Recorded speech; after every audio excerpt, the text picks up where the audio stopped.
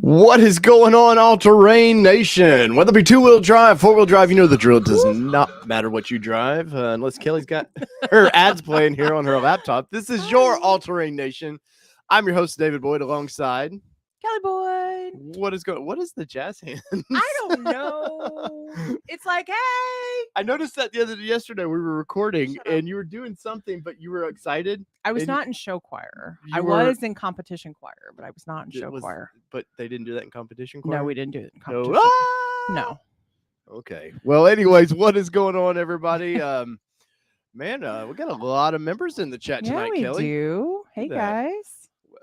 Look, they're excited. They noticed. Kelly said, "You're going early." And I look, know. I told him. Airplane Mike was all about it. See that? I know. I told him. I was like, dude, you're going early. First off, you know the drill. Smash that like button. You guys know it just helps the channel, helps new people find the channel. And when you guys comment and have your own private chats, it just helps YouTube say, hey, maybe somebody else wants to check this thing out. So, oh man, Kelly, we've had a kind of a quick weekend, but it was adventuresome. We did some recording, which we're going to talk about in a little bit. We watched the Broncos. Well, I watched the Broncos. I know, Gladiator. But so I watched we were doing a video this weekend of. You don't need this on. You don't need that on. Well, I do need it on. To feel important. Of course, I'm very. Is that important, what it is? clearly. But we were doing a video of this week. We're trying to do some A and Bing across both platforms. There's similarities to those, but I was like, man, I haven't watched the Jeep in a minute, probably since November. Probably. It's been a while. Probably since we got the Bronco. No, I've watched it since because I watched them together.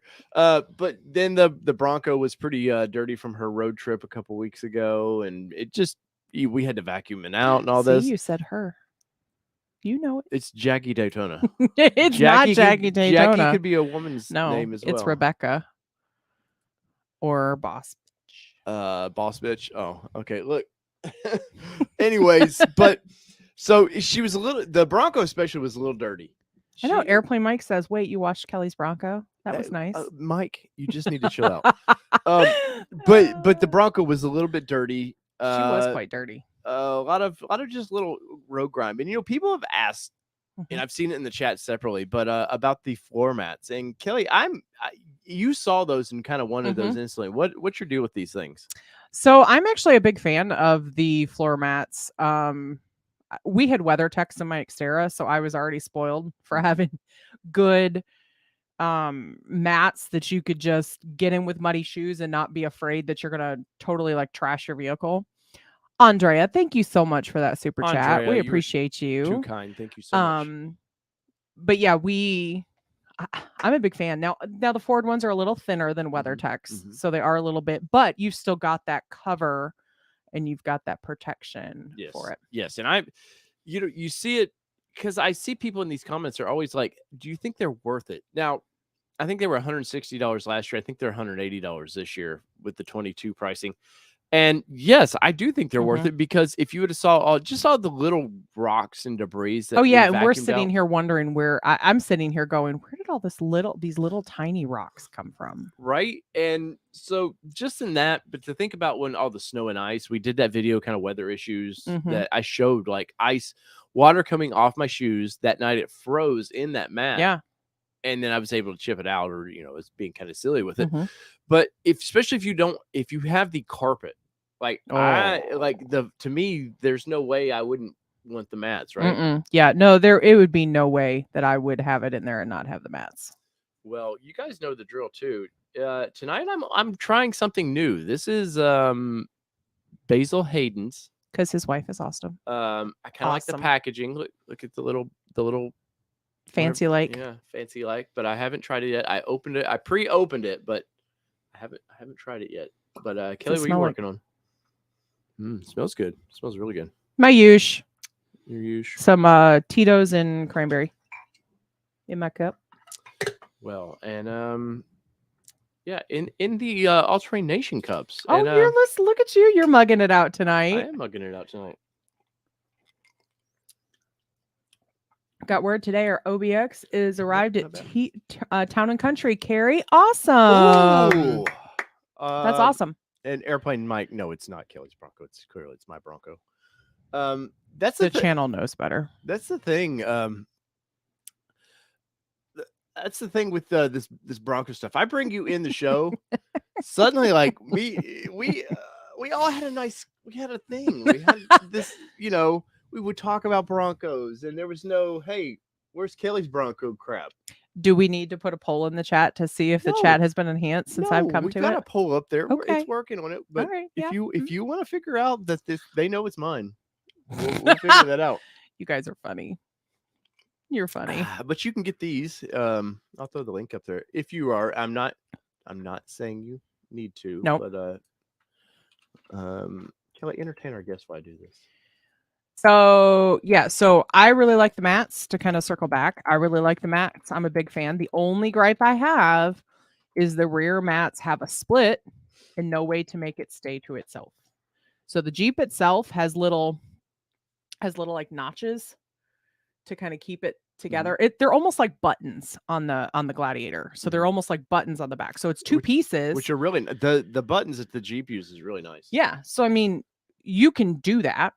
So that's my only gripe about the mats is that they're a little thin, but they do the job, and that they try to fly away. Yes, they do that. Blueford, thank you so much. Thank you so much for that super chat. You guys are awesome. Airplane Mike says, okay, when are you sleeping in your Bronco? It's about to happen because the weather's actually getting, this weekend so we've been in the 60s. In Middle Tennessee, it's like a light switch. It's like you go from 20 to 45, 50 all of a sudden. And then it'll get to 60, 65. And you're like, oh, yeah, spring is coming. That top is coming down. And it did come down yesterday. And, well, this weekend's going to be 40 degrees again. So, but it's going to be like 60 tomorrow. Yeah. 60 tomorrow, 70 the next day, and then it's 40 on the weekend. Anyways, which we've got our first weekend of softball stuff, and it's 40 degrees. Yes, but Airplane Mike, that is in the next couple of weeks. With this stream setup we have now, it's actually enabled me to be able to. I can do it from Kelly's laptop now. It simplifies a lot of things. So there is that. What else we got going on? Who all is in the chat, Kelly? We have not introduced our friends here. Let's see. Let me go all the way up. And guys, smash the like button. I know it sounds silly, but it does really help the channel. I'll just put that up there right now. All right. And Peugeot is in the house. We have Peugeot a lot. We have we were Andy Ackerman is in the house. Nurse AJ. Drive it like you stole it, Dave. Moderator extraordinaire. Yes. We've got, let's see, Slade the Blade. He's a long time watcher, first time commenter. He doesn't get to do the lives much. He said, "I'd go with the Ranger because I already got we got Town and Country. We got Mr. 9'7" himself in here. Mitchell is in the chats, and no, much love. Thank you, Mitchell. Mitchell, we are coming to see you. We drove through your town a couple weeks ago and just ran out of time, but I do want to set it up. I want to bring the Bronco down there, and I want your team. I want to do a video, Mitchell, where your team sees my Bronco and says, "Let's break it down. What could you do, and what would be a price that you could charge? What you would normally charge?" If you would build it. Yes, if you guys were going to build it, because I don't see many Rapid Reds, and let's work something out. But much love there, Mitchell. Thank you. I do, Mitchell. And by the way, if you would have never given me a penny, we talk nicely about you all the time, man. I do greatly appreciate what you do. So Slade the Blade is in the house. Nice. Mark Young says, Dave, I need a salty WTF Ford video. Well, Mark, so that's a good, put that up there for a minute. That's a good little segue into, so I came home, me and Kelly were discussing all day, kind of like some video ideas. Nicholas French says, I second that, and is in the house. And we were talking about doing something on the battery issues. Yep. And there's a WTF video coming on just batteries, the EV batteries, because the ship and everything that burn up. That's just a cluster mess to me. But we were discussing a WTF video. Mm-hmm. They're not always, I mean, they seem to be Bronco eccentric or kind of there, but no, I've done a few. No, yeah, we're I don't want to say we're always looking for WTF videos, but we're always looking for ways to bring you guys content. And a lot of times it comes out to be WTF videos. Right. So I was sitting here at the desk and I was working on that story about how to present the battery issues. Hey, And Terrence, welcome. oh, Terrence Moody in the house. But wait, he just said Hey, hi Brad to Kelly. Shay. They're just saying hi to Kelly now. I've lost my show. I can't help it. But anyways, no, but so I'm then valuable, yo. I was working on this idea and I thought I might do some recording. And then what happens? Ford drops the Ranger Raptor on us, or the teasing of it.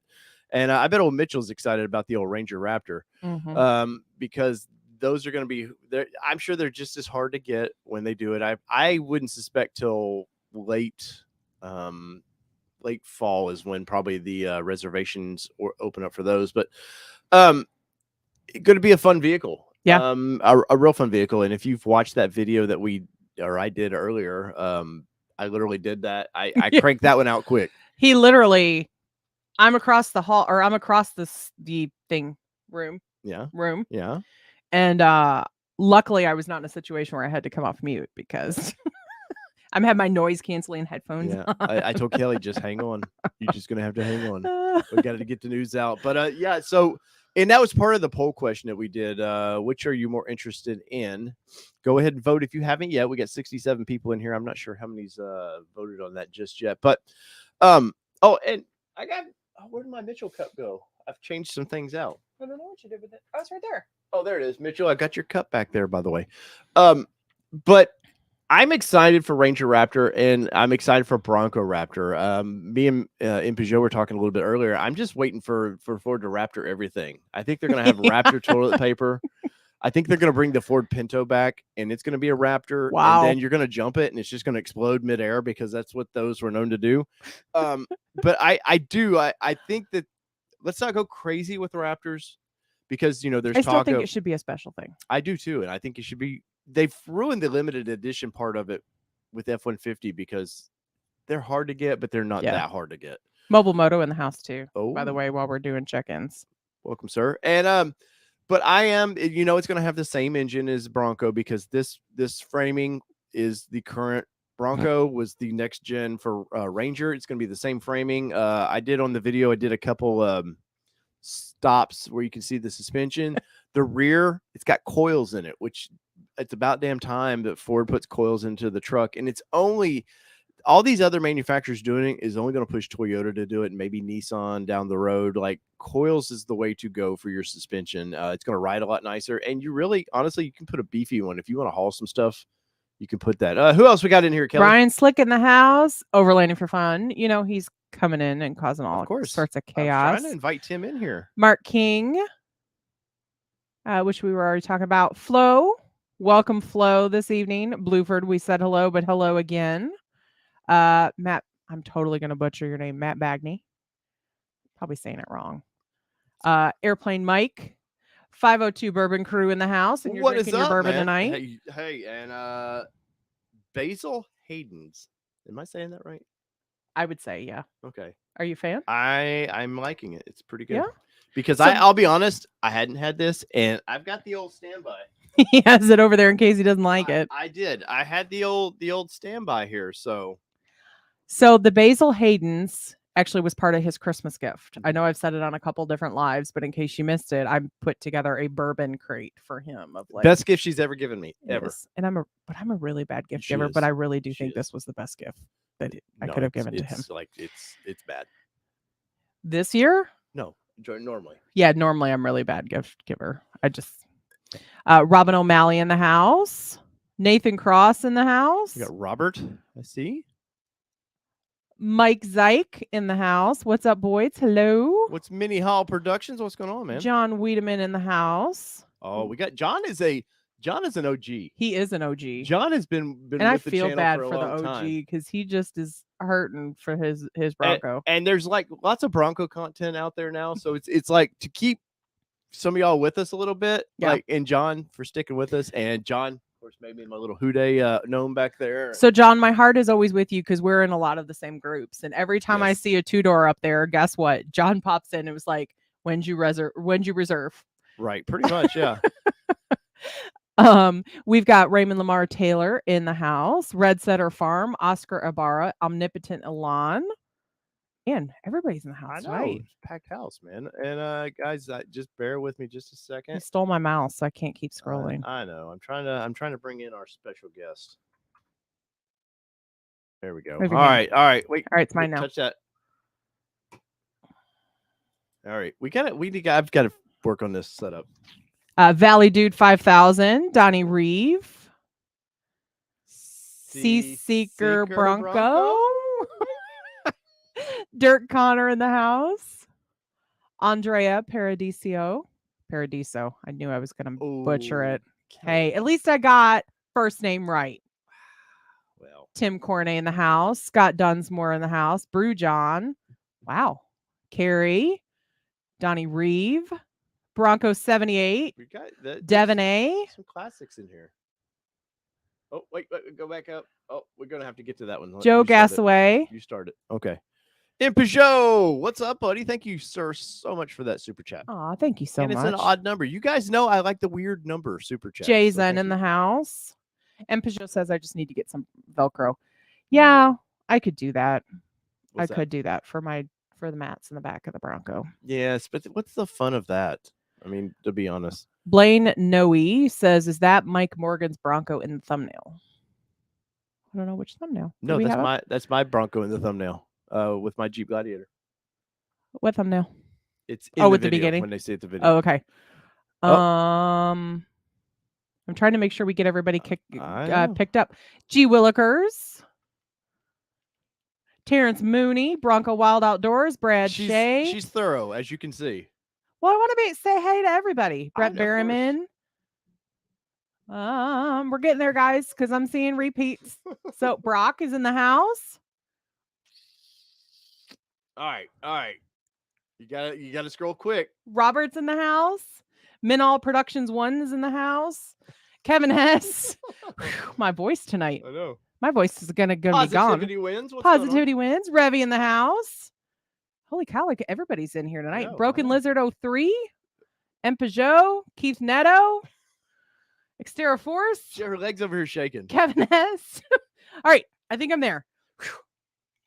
Welcome, everybody. Yes, welcome. And speaking of welcome, let's welcome in our buddy from Indiana. We've got I'm gonna have to put my headphones on.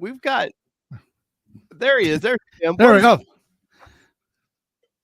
What is up? Can you hear me? Yeah. Okay. We hear you. Right. What's going on, buddy? Man, not much. Show tonight. There was a couple things I want to hit on, and I'm interested in your opinions on some things. Welcome to membership, Revy, for 2 months. Yes. Alrighty. But first off, I'm sorry. I just noticed that you're getting my bad side. Your good side? Oh, is that your bad side? Is there a bad side? Let me move this over to the other monitor. So by the way, if you guys have not went and subscribed to Overland for Fun, this is Bronco Santa now. Okay. So Bronco Santa here will make your dreams come true. But so you did a video recently. You've taken the challenge. You've taken the MPG challenge, as it were. I have taken the MPG challenge, yes. But I will say I've had a lot of people. Hold on, I gotta say this. Bronco 78 says, "Oh hell, this is going to be a long night." No. I have an easy cut off Tim button. Yeah. I just had to put that out there real quick. But you most people think that challenge. Well, I won't even say it was a challenge. You've made it more of the challenge than we did. But most people think, oh, they're just trying to do miles per gallon, which is not what those videos are about, right? Absolutely. So the way I see it is we're comparing eco mode to normal mode. Mm-hmm. It's same trip. We did the same loop. Well, you guys did your loop in Tennessee. Yeah. I did my loop here in Indiana. And not trying to compare anything. I've had some people ask, was I using premium gas or regular gas? Yeah. And I don't think it's more of an A/B comparison than it is trying to determine the miles per gallon. So right. The way I look at it is, as long as it's the same course, you're driving roughly the same speed, mm-hmm. and it's similar conditions. I think that's really what we're looking at is, do we see better miles per gallon in one or the other? Right. And I was able to replicate what you had. And understanding that that's still what's the word for it? It's not scientific, right? Well, It's more.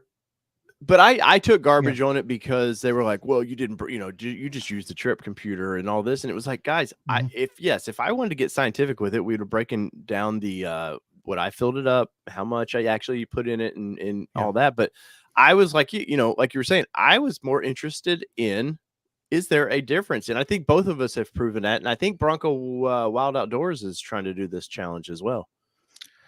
That is what I picked up from his live stream last night. Now, I don't know if Dwayne's going to do a similar type course. I think one thing that I might do, and one, I think fair criticism that I got was that there wasn't maybe enough in-town driving to make a difference.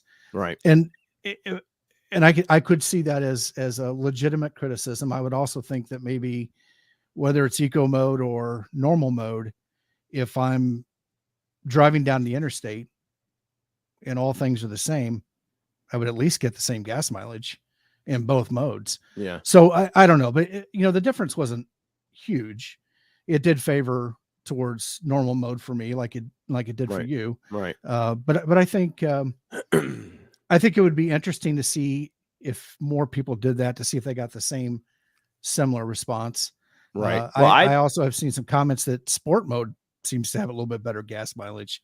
Which I don't have sport mode, and I'm not gonna foreskin mine to we're not doing that to our have it do that. But I will say I took heave and heat in some of my journalist friends. They were like, well, this one particular old school journalist, like they think they are the only people that know cars. They know everything about them. And this guy was like, he was all in my ass about, well, you didn't do 200 miles. And I was like, what? Well, your results they're just, and once again, he didn't even get what I was talking about. So clearly he didn't watch the video. He just scrolled to the end and was like, oh, that's what they got. That's garbage.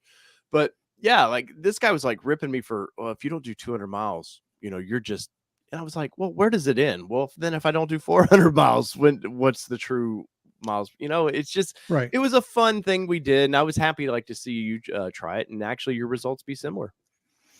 Yeah. And I think trying to, whether it's 200 miles, I think you guys did what, a little over 40 miles, 40.3, I think is what we said. 40.3. I did like 53 miles.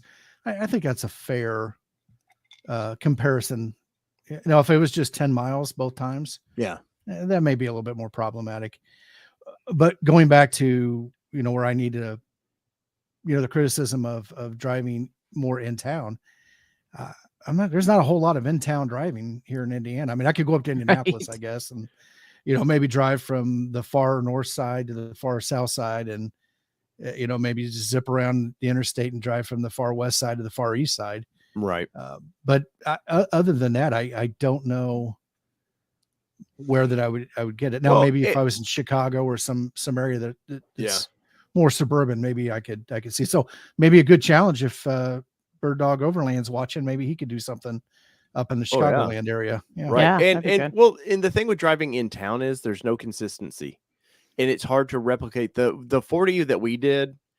I mean, it's pretty country driving what we're doing. Yeah. But I knew I could consistently repeat that and get results for any vehicle. Right. Because there's not a lot of traffic on those roads too. Because if you start doing city driving, like I might do one route where there's really not very much traffic. And then the next route I do, there's a whole lot of traffic, even if you're doing it around the same time of day. I think just Tim because battled that a little bit, because I noticed in your video you had a car kind of in your way a little bit, or it seemed like it that might have influenced your results slightly as well. There was one vehicle on the interstate that, the speed limit's 70. I think they were driving 55, but put them next to another person that's driving 55, and nobody's moving fast enough to safely get around. There was another vehicle when I was on what was old State Road 37. So it's a 50s era 2-lane highway. So not exactly ideal high-speed driving. I think most of the speed limit there was 45. It was started to snow, and they were driving safely in front of me. So I was behind them, but and so I probably wouldn't have driven much faster than what I was if they weren't there. Well, so how's your channel doing, man? I know we've had quite a few of our viewers come over and check you out, and if you haven't, like, go check Tim's stuff out. Subscribership is growing. Good. Trying to get a video out every week. I think though this week I'm gonna be delayed a little bit because breaking news. Breaking news. By the way, am I too loud? Not at all. Not at all. Okay, good. But I am working on something now. I've got something lined up, and it's I'm going to do a little video on those aux switches, a 2-part thing. A 2-parter, man. Well, a 2-part video, right? Not 2 videos, but I was like suspense. 2 topics, and there's going to be a spoiler alert. If you haven't ordered your Bronco already, get the damn switches. That's all I'm going to say. I've seen some people that thought they would be smarter than Ford that may have not ordered the switches and thought they could add them after the fact. And well, there's a nightmare to that, right? It seems to be. There's I have seen some videos. There's the best I can tell if you don't order the Bronco, the wiring is not there. The infrastructure for the wiring is not there. The fuses are not there. The relays are not there. The wiring and then the panel. So my understanding is this has wiring runs that go down both sides or both A-pillars. There's paneling that's going to have to come off, the paneling across the top. There's airbags, airbags in the A-pillars. Yeah. Plus the stuff that you're going to have to do in the fuse box relays and everything. For that amount of headache, it's, I think, by far worth the $200 to get the option if you ever think that you're going to put any kind of powered accessory on your vehicle.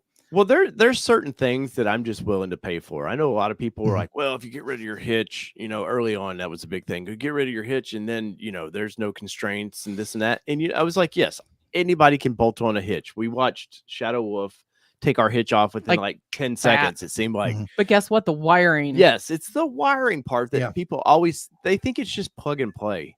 And some things are, some things aren't. And as far as the switches, I'll be interested to watch your video on that because there's a lot to break down with that, and they just look simple, but it's not. The other part of the video is I'm going to get into a little bit more technical stuff, but there's different switches, there's different current ratings, there's different wire sizes that are in there, and then understanding how much of a load you can put on those switches safely without causing problems. And I think as I started looking around for lights and stuff for my vehicle, not all those answers are on the side of the box. Right. And I actually had a conversation. So I called in to one of the manufacturers. I won't say what it is, but they suggested, because I put 6 lights on there, that I put it on the 30 amp circuit. Wow. And I'm like, well, let me take my shoes off. I am from Indiana. I'm going to do the math here, but it doesn't add up to 30 amps. And actually all their lights were basically half an amp a piece. Right. So he wanted me to put it on 30 amp circuit for 3 amps worth of load. Sounds like they're a little nervous about their product.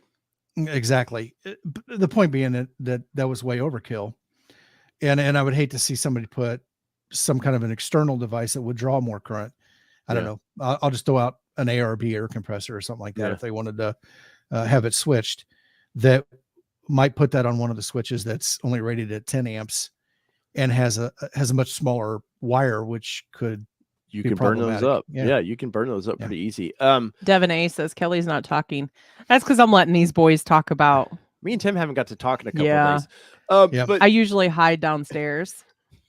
Yes, I think Tim's wife. What did she say that we were doing? That you guys were cheating on your wives or something? Yes, or something, because we talk a lot. Yeah, one time, and I think she also said we sound like a bunch of catty little girls. Yes, I remember hearing about that too. Yeah. But yeah, Revy says you gotta have a drink together. Ooh, Nurse AJ, you have a VIN. That's good. Oh, nice. That is awesome. She wanted to know, can you add aux switches later? I didn't get them, and now I have a VIN and can't get them. No. My understanding, once you, and if Mitchell with Town and Country is still in here, may be able to answer that. But my understanding is once you get your VIN, it's game over as far as No, I changes. think she's talking about can she do them aftermarket? I think. Oh, is okay. the I'm sorry. question. I'm sorry. My I mean, yeah. well, my recommendation from what I've seen is that I would not do it in aftermarket just because all that's involved. Now All there might be wiring and somebody that everything. a shop or somebody that could do it for you. And there is if you- ways of putting. You don't have to go with the Ford switches, by the way. Yeah. There's people you can We drill did it little in our holes in the Xterra. side of your plastics, and they can put the old classic flip switches as My well. Xterra didn't come with switches, and we Yep. ended up putting switches in there, so it's possible. You just have to. But I think what Tim would Yeah. suggest, people should know what they're doing when wiring up vehicles. Oh, for sure. Yeah. The factory switches are, I think, a much cleaner look. Mhm. Unless now I know they're in the Jeep community. Switch Pro, Mhm. I think, makes a nice remote switch that you can, a computerized type switch panel that you can put in the Jeep, which I'm sure it's going to be available for the Bronco if it's not already. Might be another type of switch unit that would be good, where you'd only have to bring one connector in, and that's just the panel that you would bring inside the switch, Yeah. or bring inside the cabin. Everything else stays in the engine compartment. And So I that hate- might be another option. I hate wiring stuff. We've got a buddy here Yeah, we that's an do. electrical engineer. And we just And- have them come out. Yeah, and because I'm always scared I'm just going to screw something. Like you were And then we saying, Tim, Throw I'm a couple beers at them, and I get to the point where I just want this done. And Mhm. so Yeah. hell or high water, I'm not reading the box. I just want this done. So you don't read the box anyway. Let's be honest. I tend though to, if it's out of my comfort zone, I bring in people. Yeah. G. Williker says, I think all you can change after VIN is color. That is my understanding as well. So unless It would be worth Mitchell's still with it us, would be to know. worth contacting your dealer though. Yeah, it couldn't hurt. I Worst would- case they say no, you can't do it. I would definitely recommend it. Tim, I didn't watch this video that you were. I know which one you're suggesting. Was it still pre-wired? No. What- From So what all I've the seen- wiring, it's nothing. Wire wasn't even run. Wow. Yeah, correct. I believe that was their finding. They did two different videos. One was the panels up the A-pillar and the top, and they didn't find any wiring in there. The other one was they pulled the fuse box apart, and none of the labeled slots where the fuses would be had a connector in it, and I don't think there was any relays underneath either. Right. So Revy, I had to call you out because I was kind of laughing at it. It was like, I'm really liking the underwear ambient lights added a few weeks ago. Plan to hook them up the aux switch when it's warmer. And I know you corrected yourself, the under seat, but I thought it was kind of funny. Wait, I didn't know underwear lights were an option. They're Man, not. It's an under. that's seat why light. Tim's lighting looks so much better than us. He's got He's underwear got lighting. What 30 amp switch on that, or what do you use for the underwear lighting, Tim? That depends on what the load is. That's Revy. You just coined another term. We had foreskin, and now we have underwear lighting. Underwear lighting. That's right, man. All Is here this on too Ultra bright? Nation. No, I'm you're. I'm adjusting my lighting as we speak. No, ours is way too bright tonight. I can tell. But I have the control. Yeah, you're blinding me out. Yeah. Put this one on. No, it's not that. Hold on. All right, Kelly, keep them going. Okay. Tim looks like me. I haven't shaved since I put my Bronco on order and will not until I get it, says John. Yeah, John is he's John, rock man. steady on that. John, he is not shaving till he gets his Bronco.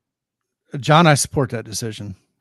Well, I would if I could grow anything. I'm so. gone in 60. Welcome to the show tonight. What's going on, man? But yes, to kind of get off on that the switch thing, definitely. What is it? $200? You said, Tim? I believe the official option is $195. Yeah. So you worth can it. Not even add 99 it. cents. Oh, It's So I think the base and the next model up, Big Ben, I believe are the only two that it's optional. All the other ones are standard. They're standard, Hmm. but it's there's two. Now, a lot of people, as we know, have ordered base models just so they had a basic platform to build off of. Mhm. And so I don't know about the 2022s, but probably the 2021s, people put their orders in so early they probably weren't aware of the nightmare. I hope within the 2022s and beyond they get those ordered, and unless they have no intent to ever put any kind of lights or anything on there. Raymond says it's 110 for switches, and if I remember right, I can pull it up on the build and price. But either way, I don't care if it was $200. It's well worth. It's definitely well worth the cost on that, because just like Tim said, man, these things are, each switch is they're rated. One's rated a little bit more than the others, and peace of mind on that, man. And it's peace of mind even if you take your vehicle to have somebody install something, you know exactly that what Ford put in those switches is rated for what they need to be used with. So and then even the wiring, like I can't imagine ripping all these panels out and having to wire that, because that's one of my living nightmares is just stringing wire across this, because I like a factory look. Yes. I don't like when I do something, Tim, we've talked about this with the 67D bar and all that. Like, I want my stuff to look like it belongs there. So Jeffrey Babb and Keith Netto are both saying $195 for aux switches. Okay, well, either way, it's under $200 barely, and well worth it in my position. So Tim, we kind of have identical builds, except we're kind of going about it different ways. I do have a bigger. I have a bigger screen. Well, I mean, let's not deny it. It's not all about screen. Let's not deny it. With your looks. I have a winch on mine. What do you got? I'm swinging a bigger. I got a winch in the front seat. Oh, okay. Well, sometimes I do as well. So I say that she can't hear me. I know better. But you've added some lights and stuff, man. And did you get your ham and all this set up, or where are you at with yours? So I am I have the mount for the head unit up on the 67 designs. I had to do some re-engineering to get a speaker mounted, so I could have a speaker. My goal is to put the radio in the back end. I've got received some Molly panels that are going to fill in the back between the side panel and the what you want to call it, the roll bar cage in the back, and then I'm going to mount the radio to that. So I've got to get those installed, get the radio mounted, get power, antenna, and control stuff, ferreted through the vehicle and up to the dash, and then out into the engine compartment for power. Well, are you going to be ready in time for Bronco Celebration East, or whatever they call Bronco? What they changed? Celebration East. No, but it's something Tennessee now. Oh, I don't know. I can't keep up with all of it. Are you going to be ready, Tim? That is my plan. Yeah, I think my biggest problem is go ahead. Sorry. My biggest problem is I don't have a garage big enough to really work in. That's me. Yeah. So needing to get outside. I mean, I have been able to get the truck in the garage to work on it and do some stuff, but I mean, I literally have to open up the garage door to go from one side to the other. So it's hey, you're making me small. This one. There we go. Maybe. But yet what? Oh, you got to share a screen. That's why. This is why he keeps me around. It's like I need a producer here. This is why he keeps me around. Just saying. But there is the so April 20th. I know we've had a few people ask last stream about this. So Broncos, it's confusing. Bronco Driver magazine. It's not Ford, by the way. This is it's just its own thing. It's a magazine that puts these things on. And April 20th through 23rd. I know we'll be there the 19th, I think, or something like that. Yeah, we'll be there to load in on the 19th. And we'll have the Bronco. Hopefully, fingers crossed, everybody, it's wrapped by then. So hopefully that's Dave ready maybe to go. Going for a weekend to get it done. Yeah, I've got to travel, Tim, to Iowa to get it done. Really? To get the wrap done. Yeah. So wouldn't it be easier and cheaper to bring your installer to you? We tried. Hey, whoa. Let's not use logic on this channel. Let's just stop that right now. We told him we would, and he said, Yeah, I mean, you could bring a pocket. Iowa in the wintertime, Tennessee, I don't know. I know. That's what we told him. I'm just like, dude, just you tell him you won't even make him fly Allegiant. You'll let him fly Southwest. No. Spirit. I mean, Spirit or nothing. Spirit, Allegiant. Yeah. Well, they're the same now, I think. JetBlue merged. Spirit and Allegiant? Oh, I didn't know that. Yep. But anyway, so guys, if you're interested in, me and Tim will be there, along with Lifestyle Off-Road. We'll be there. Me and Lifestyle are sharing a booth.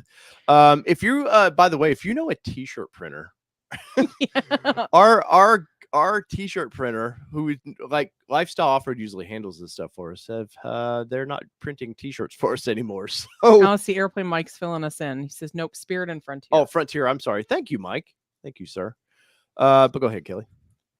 But yeah, so if you know a t-shirt person, we are looking for one. We've reached out to a few, but it's like anything, you know, business went a little weird for them, and now don't want to deal with the little guys so much anymore, I think is what it is. Yeah. But Aaron Ingle says, so I finally got my Venice signed a couple of weeks ago with a build date today, but then got another email that's saying it was pushed to March 7th. How often do these dates get pushed? They pretty common. So it's a loaded question, Aaron. We've seen them where I've seen January orders and the person has their Bronco by the end of January, and I've seen people that have been pushed 5 and 6 times on their build dates, reservations in July or longer. It might look like I'm throwing up a gang sign. Yeah, 8 times. Tim is the 8. Tim. You're the most I know, Tim, that got pushed. Mm-hmm.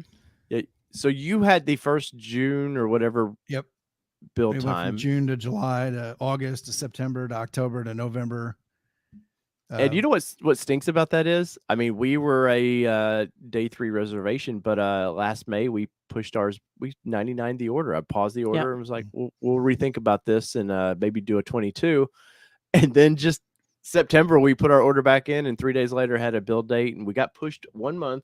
But poor Tim's being pushed around, beat around by Ford, and then we just kind of snuck in there. And I laugh with you. I don't laugh at you, just so you know. I knew this was going to come up tonight. I knew it. What's that? Yeah. So we were talking about this before. Let's pull this up. Yeah. I want to, before we go too far, Kelly, but go ahead, start with your. So Dave and I were actually talking about this as we were getting ready, because I actually saw it in a group and today. I've seen this. I just kind of giggle at it. So is it for those that don't know, I think it's in a couple of them. All right, I'll find it. For those that don't know how marketing works from a like hands-on perspective, feet on the ground, been involved in projects and things, these types of things are not thought out last week. Yes. These are planned years, sometimes months, only months, in advance, where they're going to plan for, hey, Ford wants to put a Bronco on this show. So before everybody gets their panties in a bunch, just know that this was their not planned underwear yesterday. lights. You don't want to get your underwear lights in a bunch. Odds are very, very good that this was not planned when they knew there was a chip shortage. No, this was planned. And a lot of ago. times these Broncos or any cars you see on these game shows are from dealer lots. They pull them in. The Local person that brings wins them do not go home with that Bronco. They don't ride out of the studio in that thing. They Ford or whoever the game show will send them one down the road. But yeah, this one's a boggler, because it's almost like people are getting pissed off. If they saw a Bronco commercial right now, I'm pretty sure they'd be like, F Ford, what are they doing? Why are they advertising? I haven't got mine. Yeah. And I know I sound kind of catty about this, because I mean, we do have one, but I mean, hell, we could have been in the same situation had they kept Rapid Red. We would have been worried about 22s, and probably last October would have put ours in, and then would have probably been a little pissy about not seeing them, because we've been in the music business. We kind of know somehow this promotions work, but yeah, it's just kind of part of it. And my worst thing is, somebody please get Vanna White a burger, because her arms looks like she's like the stretch. Whatever. Hey, we're keto. We know burger doesn't do anything. You got to give her some carbs. But that's right. If you're going to cheat with meat. Give her the carbs. Right. Well, that's what I say. If you're going to cheat with meat. We only cheat with meat, sir. But as to your point, Kelly, yes, it's kind of a strange. So just so everybody knows, this is not something that was planned last week. Yeah. This was something that was planned long I think ago. the other thing is that a lot of times they've got their prize package and their value, and then there's a cash value. Yes. Either way, they're paying taxes. Oh, for sure. So it's easier to take the liquidated cash value and pay taxes on that than it is to take a Bronco and then have to pay not only income tax. I think you have to pay income tax, and then you would have to pay whatever state sales tax. Yeah, there's a whole bunch of or whatever you would have to pay for your state. So my guess is that the majority of the people would take the cash value, because then you're just deducting whatever out of Yeah. that cash for Yeah, to pay the generally. taxes. So this person here giving Broncos away while paying customers still wait. I mean, I get the theory. frustration, Yes. but like you were saying earlier, there's deals that are made 2 to 3 years in the making that they're lining up things. Oh, I love this one. Go ahead. Go ahead. Sorry. You got it. No, you were going to say something. Oh, Go ahead. Tim. I don't want to cut you off, Tim. Oh, well, I was going to say the other thing I think a lot of maybe misunderstanding comes from Ford and all the manufacturers. They set aside vehicles to give away for marketing purposes, not just to give away. But if I don't think you see it very often in TV shows anymore. But for those of us that were watching TV in the 70s and maybe early 80s, you would see at the tail end of the show, cars provided by Ford or cars provided by Chrysler or whoever was sponsoring them. It's part of the sponsorship of the show. So I think there's some of that too that maybe just isn't realized today. Sure. Well, so this one I and we'll end on this one because I don't want to get too deep in it because I know everybody has kind of their own opinions on this, but this guy says if I was on The Price is Right and I was a contestant, I'd be like, does it have a mid package, high package, lux package? Is it a manual or auto? 2.3 or 2.7? How do they expect anyone to know the MSRP without this? It could be 40K or 60K. So, it's funny how we as enthusiasts of the vehicle, it's true, we would be completely different contestants. And I think it would be really funny actually for somebody to be like, so I have a question about the surprise or about the prize. Did you imagine The Price is Right where you got a game to get on the game show, you have to guess the price, and just have nothing but Bronco people there and them like getting it down to the damn quarter or whatever it is. Well, I guess the question is who placed that value, right? So right, yeah, I would say it's an MSRP, there's street value, and well, it's in Peugeot. In Peugeot's point, yes. Yeah, it does incorporate ADM. Yeah, because that's market value, I guess. I don't know. Can you imagine like trying to price any car right now in a game show? You'd be like, should I give up? Well, it's like that YouTube video we were watching. I know I was scratching my eyebrow. It was like that those YouTube people. I don't even know who they were because I don't normally watch them, but you do. Those two guys that were comparing the sticker price of. No, I'm just being funny something here. About donuts. Oh, donut. Yeah. Yes, Donut Media. Yeah, so they sit there and they went through these like used car prices. 6 different cars and it was like, what do you think this one is? Do you think this is this? And it was like they were all over the map. And then the Bronco, they were off because it wasn't like 115K on the Bronco or something like that. Yeah, well, and right now like car prices are just insane. By the way, we have a Jeep Gladiator we're about to talk about that is about to go up for sale. So if you would like part of the channel's history, thank you, Kevin Monet, for that $10 super chat. Welcome. You can own a piece. Let me really sell this. Own a piece of the channel's That's history. Right. This is early on channel history. I mean, yes, and as Flo says, hit that like button. Underwear ass is sat in that thing. So, anyways, but it's got great seats. So 3 years from now, when you're sporting 83 million subscribers, wow, me and Mr. Beast all of a sudden.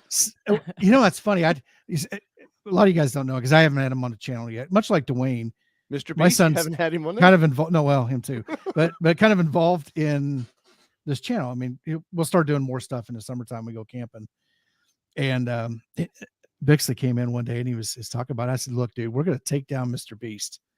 We will knock him off his block because that's how many subscribers we're going to get. Yeah. Well, how many we got now, Dad? I don't know, 140. Oh man, Tim, where are you at with subscribers? I think I might be right about 150 right now. Really? We gotta go help Tim out. You gotta go just smash that. Don't ever watch his content. Only watch my content. But smash that. Right. I'm playing. Hey, and really, if you miss his content, you'll catch it on my channel 2 weeks later when I replicate it. Clearly. So Tim, I had the Ford video up. You're gonna do a Bronco or a Raptor Ranger video next week. I don't know. I'll see if I can get one. It's tough. You're closer to Michigan than I am. That's true. It's true. So Tim, let's talk about some Jeep Gladiator stuff, because I know me and you have talked about in the past that it was an option for you at one point, right? That Yes, you sir. thought about. Like I don't, was it during Bronco search or the wait, or was it? It was before? actually before Bronco. Okay. So I originally started looking when I saw the Gladiator. I really liked the concept of it. All the ones I saw around here were like sports with the basic wheels on them. And Yes, they look horrible. I kept going, God, this is super just low. ugly. Yeah, This is super just low. ugly. Yeah. I found a dealer. I was just searching through Jeep's website on all the stuff that was coming to local dealers, and you could find the inventory. Sorry. Yeah. By the way, that's Mr. Nissan there. Kevin Monet is a instructor for Nissan. Anyways. Okay. Maybe he doesn't want to. So I was looking to it, and almost I found this one that was just awesome. It was pumpkin orange, had big giant tires. It was kind of, it was a Rubicon. It was their equivalent of the Badlands with the Sasquatch package on it and everything. It was awesome. I got in. I couldn't work the numbers right with trading in my Stinger and getting this and them wanting me to take on some negative equity, and I'm not going to do that. I mean, I'm smart enough to walk away from that, right? Well, I'm bad about that. So we've paid for a few vehicles over the time of us trading in vehicles. Bad thing about loving all cars is I love them too much. Here's the challenge for us though, is that as of late, we've both been all in on the vehicles we buy. Mm-hmm. So usually the rule in our house is whoever's most in love with the vehicle, they don't get to negotiate. The other one negotiates. Yeah, because keep all the emotion out. But the problem is I somehow have brought her into us, my style vehicles. Right. So neither of us have been more in love with the vehicle than the other. So it's just been a shit show when it comes to negotiating on vehicles previously. I tell you, I hate the dealership experience. I absolutely hate it, because most of their dealing with you is revolves around your emotional attachment to something. Mm-hmm. And the least you can show of that, the better off you are, and always be willing to walk out the door. Now, obviously the Bronco is a little bit different in that, and then it's such a new vehicle, but at some point they will become all over the place, and underwear like us. If I had the ability to send you a super chat, Revy, you would totally get a super chat on that one. That is awesome. Hey, standing ovation though. We could standing ovation. You're supposed to. That's a standing ovation. We could do a wave. Tim didn't jump in. I know. Oh, sorry. Too late now. That's how long it took to get to Indiana. The delay, yeah. Yeah. Go ahead, Tim. I'm sorry, guys. I'm all wired in ears. Their whole 9 yards here. Studio lights. Sorry. Makeup person's just off the side. Well, but how does Tim get a makeup person and I don't? Underwear lights. Wow. Yeah. Wow. Hey, trust me. I got Kelly. I got writers. I know you know what a writer is. I know exactly what a writer is. In the music industry, I got a writer. I bring as a sound engineer. Go ahead. As a front of house engineer, I brought my own writer. I would submit mine along with the band. I tell him all the time, is like, where's my rider? Have you read my rider? For those of you guys I've seen this movie before. Not familiar with the entertainment or music industry, riders is usually what a band submits to a venue or to a promoter to provide to a venue, stuff that they want. And it can range from, in the green room, they want certain type of food M&Ms. Or certain types of adult beverages, or maybe they only want water. It just all depends on the artist and what they're involved in and how many people are with them. Yeah, and it can be as simple as like, hey, I don't want PV products on my stage setup. Like, this is weird Bronco / Gladiator talk. I know. Oh. Sorry. But I will say, hey, the M&M thing though, you know why Van Halen did that? Because they wanted to make sure the venues were reading the riders. Oh. And that's the only reason they did that, because they were catching people they weren't doing anything they were supposed to. Anyways, but Tim, so the Bronco versus Gladiator for you. Yes, sir. I'm assuming you test drove the Gladiator. You had a I feel did. for it. I did. The layout and everything. What are some of the pluses and minuses for you of each vehicle? I think I'm gonna I would have to go back to maybe fully not explain it. That's not the right word. And that was fully Tim. review it. Yeah, to fully review it. But I will say this: to me, coming out of a sports car and jumping in the Bronco, I don't notice much. I mean, there's difference. Yeah, and I don't have the zooms like I used to have. You know, I'm not hitting 100+ miles an hour. By He's the not time getting the zoomy zooms. wow. I'm not getting the zoomy zooms. That This is the guy we brought on the show, but he doesn't get the zooms. well, we get certain kind. I get special zooms, but not the ones I was talking about. Okay. But you know, the Bronco just it feels good. It feels natural when I drive it. It feels comfortable. It's not a sports car, but it feels natural. Mm-hmm. When I got in the Gladiator, I didn't feel that. It felt very unnatural. Right. Yeah. It just wasn't. You know, I don't know if some of it has to do with the IFS versus solid axle, but it also felt smaller too. I don't know if. No, it definitely is. Oh, yeah. It's more narrow. Yeah, I don't know how much smaller it is narrow in the cabin, but it just didn't feel the same. Mm-hmm.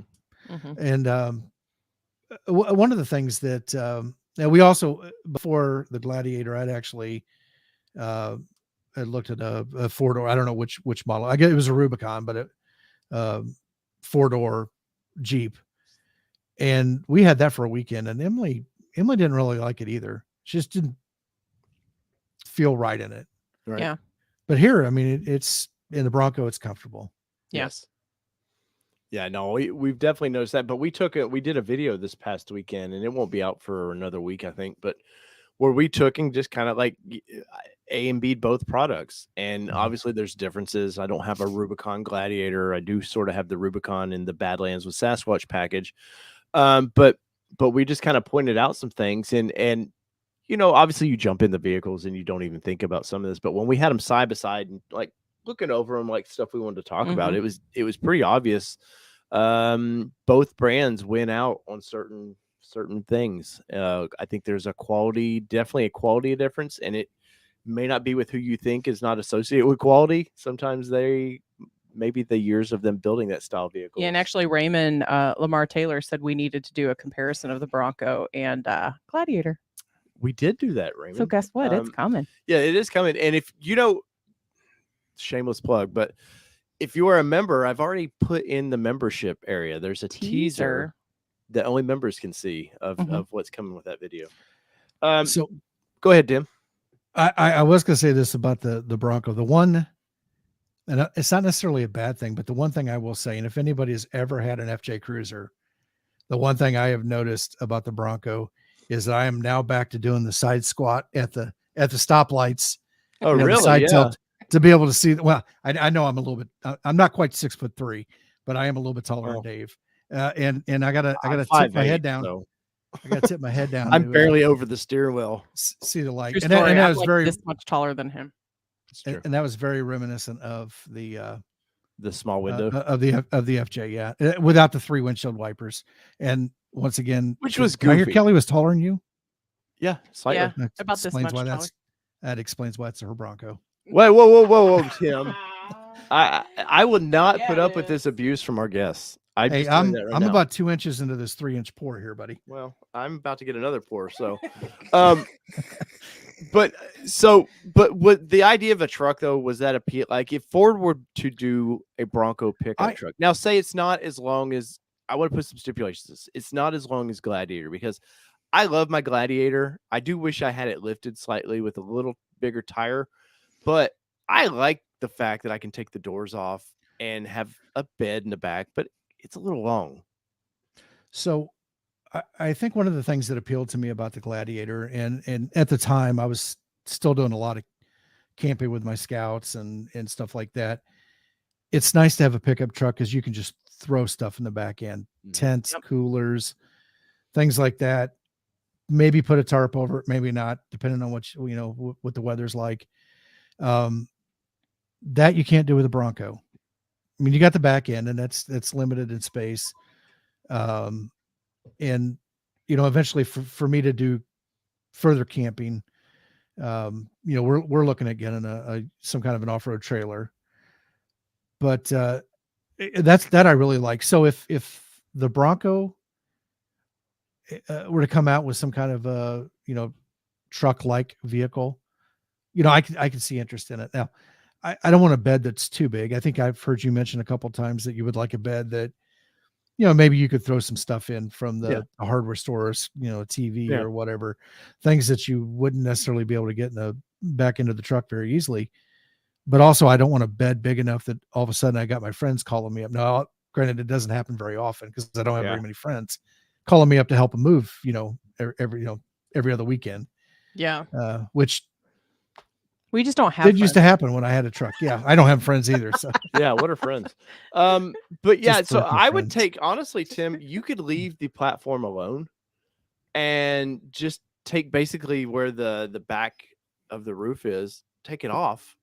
And maybe a half a foot, maybe a foot of more bed space. I would be perfectly happy in a platform like that. Well, if I'm not mistaken, I don't think it was the Gen 5s, but maybe the Gen 4s. Somewhere in there, the Broncos used to be like that, where it was a solid roof, and then the rear end lifted up and came off. I think maybe the Chevy Blazer was the same way too. I'd have to think back to my childhood in the early 80s. Right. And here I have a picture of both of them up there right now. And somebody was asking, where was it? Matt was asking size of tires. Yes, and Raymond already got it, but because where's that? Right there. We are. I wanted to get his name. I wanted to put it up here. Honestly, the one of the cool things about both of these vehicles that I was very impressed with, and we've owned these. It's not like this is brand new to us, but we were doing this little photo shoot here at our local park, and just you start looking, and they both are such classic designs. Yeah. Now, clearly, Bronco is playing on the round lights. I mean, there's probably a good reason for that they needed to go back to the first gen, because I'll be honest, I know everybody loves now they love the little Bronco 2 Sports and all that stuff, but the square light Bronco was not as fun as the original Bronco. So they wanted to go back to where it started. But also, they need a little bit of similarities to Jeep. They're trying to win that market over a little bit. And so I think that's why the play on the little for Badlands, you have the little halo lights and all that, and that Jeep, if you get the Rubicon package, you get halo lights and stuff. I think they were very smart about knowing what Jeep was good at and trying to emulate it. Yeah, I will say that I like the light coverage at night in the Bronco much better than the light coverage in the Jeep. Well, and you can tell the difference. If you're new to the channel, we have a 2021 Jeep Willys Edition Gladiator. What you get with that, now obviously I've replaced the bumpers on both of these, so that's not the factory bumper, but you get 32-inch MT tires. They used to use BF Goodrich, but now they're with 33s. They're 32s. Oh. But you get right now it's Firestone Destination MT tires, which I've been pleasantly surprised with. You do not get a locker in this package, but you do get a limited slip diff, which I will say didn't do much when we off-roaded it. It didn't seem like it really, like the clutch pack in it must have been pretty weak, so it gave away pretty easy. But I just, we even A and B the hard top versus soft top in this, Tim, and of course you have a hard top, which I know you've been tweaking with a little bit. But would you own a soft top in a Jeep truck? I think if I lived down south, I would have a soft top. Yeah, I would think we get enough inclement weather here. Although I will have to say, it's you never know what it's going to be like. I mean, some winters it's mild. Yeah, because we've had most of this winter. Most of this winter, I got no more than a dusting of snow when you guys had your snow party. Yeah, that's right. Yeah, it's right. We took when you guys went streaking topless down through Nashville. Well, we were going to the quad, man. Going to the quad. Yeah, we're gonna streak. I'm gonna streak down to the quad at the Jeep dealership. But I will say, like, even hard top difference versus soft top, these both vehicles are loud. I mean, I don't find my Bronco to be like extraordinarily loud unless you're at a red light. But my Bronco is pretty quiet ultimately. But the My Jeep, Bronco. everybody. I know, Tim, you had been tweaking with the tops, trying to get it to stop clicking around and stuff. But guess what? My Jeep top clicks. It does the same thing that you guys all are fussing about with yours. So I think the clicking part is I know a lot of people will be like, God, I wish Ford had designed it better, and I don't think you can. Mm-mm. I think they're hard panels that there's some flex and give, and because they're not mechanically bolted and solid to the rest of the vehicle, there's going to be a slight amount of flex there. Yep. Yeah. Maybe it should be smaller guide pins. I don't know. Maybe there is something to that. I used a lubricant. I used a little bit of grease to put on those, and that has gone away. I hear that happens when you're older, that you use a bit of lubricant. How did I know somebody? I was waiting for it, waiting for one of you boys to jump on that Tim's one. face is getting red. Yeah. So in my case, I lubed it up. Of course. And Dwayne's generous case, amount, right? So hold on. In my case, I put a generous amount of lube on it. In Dwayne's case, he put a rubber on it. So both of them. If only this video was recorded. I know. Oh, it is. It's there forever. There'll be a soundbite. Right. It's gonna be a soundbite. Don't think it won't happen. No, I haven't had a chance to talk to Wayne. Gavin, go to bed. I'm assuming. Yeah. Go to bed, Gavin. Yep.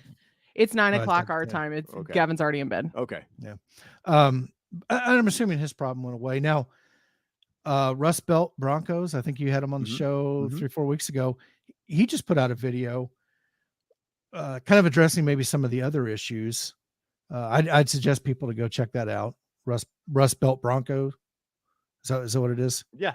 Bronco or Broncos. I'll throw a link up here. Where he actually went a little bit further, and he used some sound deadening material to kind of fill in the gaps, basically applying some extra cushioning between the panels and everything. And at least on the surface, from what I saw of the video, it seemed like that had resolved some of the issues that he was having. Not necessarily the popping and clicking, but the other kind of seal, whistling, small air gap type things that are creating noise. Well, so do you feel like, though, the way the lube that you're using did kind of solve that clicking? Because like I said, even on my Jeep, it's right above the driver. There's a latch even there. And like how you call it your Jeep and your Bronco. Guess what? It's your Jeep and my Bronco. No, just put it out. The people have spoken. See, Dwayne already said Gavin's in bed. Oh, good job. What's up, Dwayne? But I'm kind of. This isn't always a family show. No, not at all. Nope. But the Jeep does have some problems. Like, it's not a perfect vehicle, and I know I hate to see some of the Bronco people like, oh man, they need to make a better top, or it's garbage, this and that. And I think it's fine. Like you were saying earlier, I think structurally the way they have the open air experience lends itself to having a weaker roof. Not when I say weaker, I don't mean like it's detrimental to the vehicle. It's just a weaker design, where Jeep has the attachments go right over the center above your head, the way it clicks in and locks. But we compared the engine. The engines are they're totally different. One, what you get 3.6, I believe, in the Jeep, and we're getting the 2.7 twin turbo in the Bronco, Kevin. I think ultimately, I think right now we have the perfect driveway. I do wish that we could have gotten a Rubicon, but I think right now I'm completely happy. And if Ford, like I said earlier, if Ford were ever to have the balls and do a Bronco truck, I'm all in, man. I'm ready to. They seem to think you have power over me. Look at that. Peugeot telling you to release the backhand. The pimp hand. Wow. I wouldn't do that. Only in the bedroom. This is a non-family show, but not that show. Oh, that's a different nation. Bondage Nathan, is that what that one's called? You are going way off the rails tonight. Anyways, can you tell you we're- haven't had any we're- carbs today? We're just having fun, guys. Let's see. Reese says, what we got here? Do you guys think in 2023 is too late to buy or place an order for a four-door Badlands? Do I? Sasquatch Bronco. No, I get that. No, not. I mean, it's never too late. It's not like they're In going. other words, do you think that they're going to end the Bronco? No, Lord, no. I think the Broncos here for the next 20, 30 years because they have a nice rivalry now. Before Bronco was so big, it didn't compete with Wrangler. The top was a nightmare to pull off those old Broncos, and if you did, you had to store it somewhere. Now we have all these modular tops. There's just it's handier. Don't forget the Wrangler was or whatever the equivalent Jeep was at the time was also a pain to take the top off because it was all one piece from front to back. Oh, I know. I could pick my YJ top off, my fiberglass heavy ass top. I could do it by myself, but it was scary. And then you had to bolt it. So people today are like, "Oh, you got these cool latches." No, my YJ had like 8 screws that you screwed into the panel into the top. Was a nightmare. Well, and we don't have quick release on the Gladiator. We have to use the T30s, T27s. What are you talking about?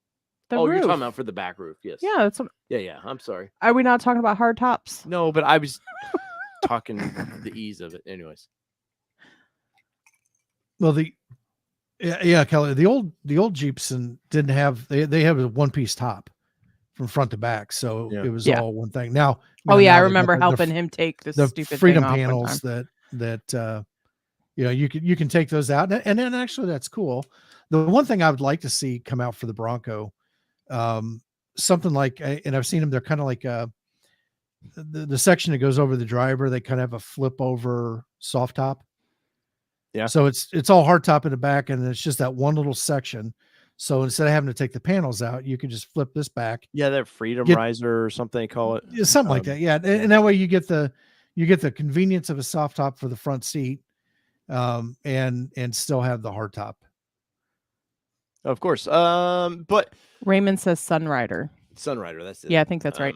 No, and those are nice. The only problem I have with those is on Bronco is they don't match the top at all. It just looks goofy. You got this dark black vinyl or whatever it is, cloth top that goes with light gray. And that's the one thing I think Ford missed a mark on.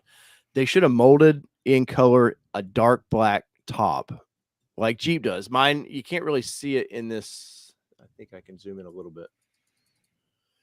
So my top is a dark black top, and this is their basic top.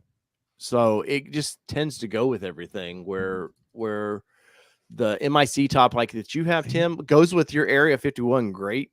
And there's certain colors it goes with very well, but some of them I'm just like, eh. I think Ford got a deal on the gray plastic pellets versus the black plastic pellets. May have. Who knows? So all right, go ahead. They got all the other for the fenders and the grill. They just add, it was buy 2 get 1 free kind of thing on the pellets. Sure, yes. Sure. So they just did that and to get the rest of the roast. That explains Dirt Mountain then. Yeah. I am worried about dealer allocations. Example, I placed an order with Town and Country, and I was their 777th order. I mean, that's a lucky number right there. I expect to get mine in 24. You know what I would do? I mean, never bug your salesman or dealership. Every once in a while, check in though. Every yeah, 6 because somebody could have pulled their order out or. But I honestly, a lot of dealerships aren't charging the $100 anymore. They like for you to put in an order with them that you're never going to pick up. I would maybe go to another dealership that you don't think is as popular and just see what happens. I've suggested this to John many times to try a different dealership for his 2-door just to see what would happen. And Peugeot says, I'm in the 900s with Granger. I expect a 2029. That's about right. Yeah. I feel sorry for those poor guys. I do. They played the game. They played it brilliantly, and Ford caught on and said, "No, you're not playing our game. We're changing it." We've got here for one. Let's pull this out here. But the Bronco, I comparing this. We'll have that video coming out pretty soon. Like I said, if you remember, there's a short teaser, a little 30-second teaser of what's coming up. And we had fun with that video, I think. We did have fun with that video. So we got that coming up. Tim, what do you got coming up? I know you said you're a week or so, but what's some long-term stuff that you want to do with your Bronco and your channel? My big thing is getting out on the road. That's gonna be the long term, because I'm, my channel's overlanding for fun, right? And it's really geared to getting out and having fun, not so much slapping, mods into the Bronco. It really isn't necessarily about the Bronco, but the Bronco is something to produce content on. So my big thing is really getting out. I'm not sure if I'm going to be able to go anywhere before, probably maybe try to get some day trips in before going down to Townsend. But if not, that'll probably be the first big trip. Is the family coming with you to Townsend?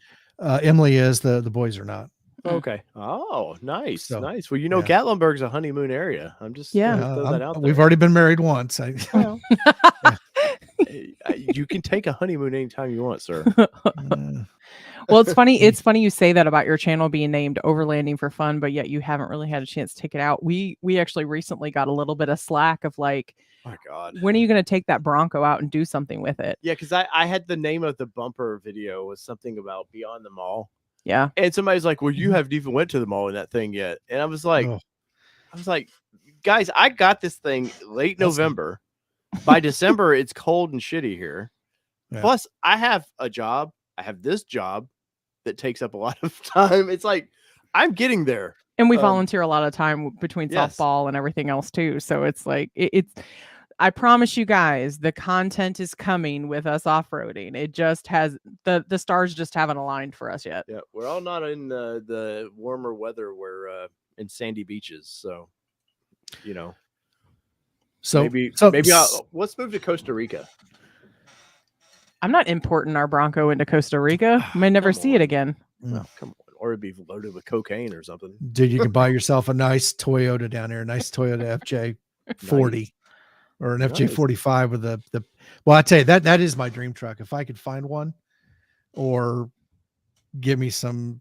If I could find one, an FJ40 or an FJ45 of the 60s, 70s vintage, I'd be all in. Oh, we've had a few floating around here for sale. Yeah. But I'm not trying to get in your wallet there, Tim. So Tim, long term, just getting out and enjoying it. What's the next big mods for your vehicle? So right now it's lights, steps, running boards, whatever. Not running board. I'm sorry, not running boards. They're rock rails. Getting those mounted, and then after that, we're gonna be kind of moving into trying to find an off-roading trailer. That's kind of been an interesting venture into not being able to get much information and not having an opportunity to see very many of them up close. And there's a gamut of options out there. There's different manufacturers and different features, and all those come at a cost, and trying to decide what's going to be best. Not wanting to, I want to get something that's going to last and be solid. There's some that have traditional RV type designs, wood, things like that, which I'm a little hesitant about.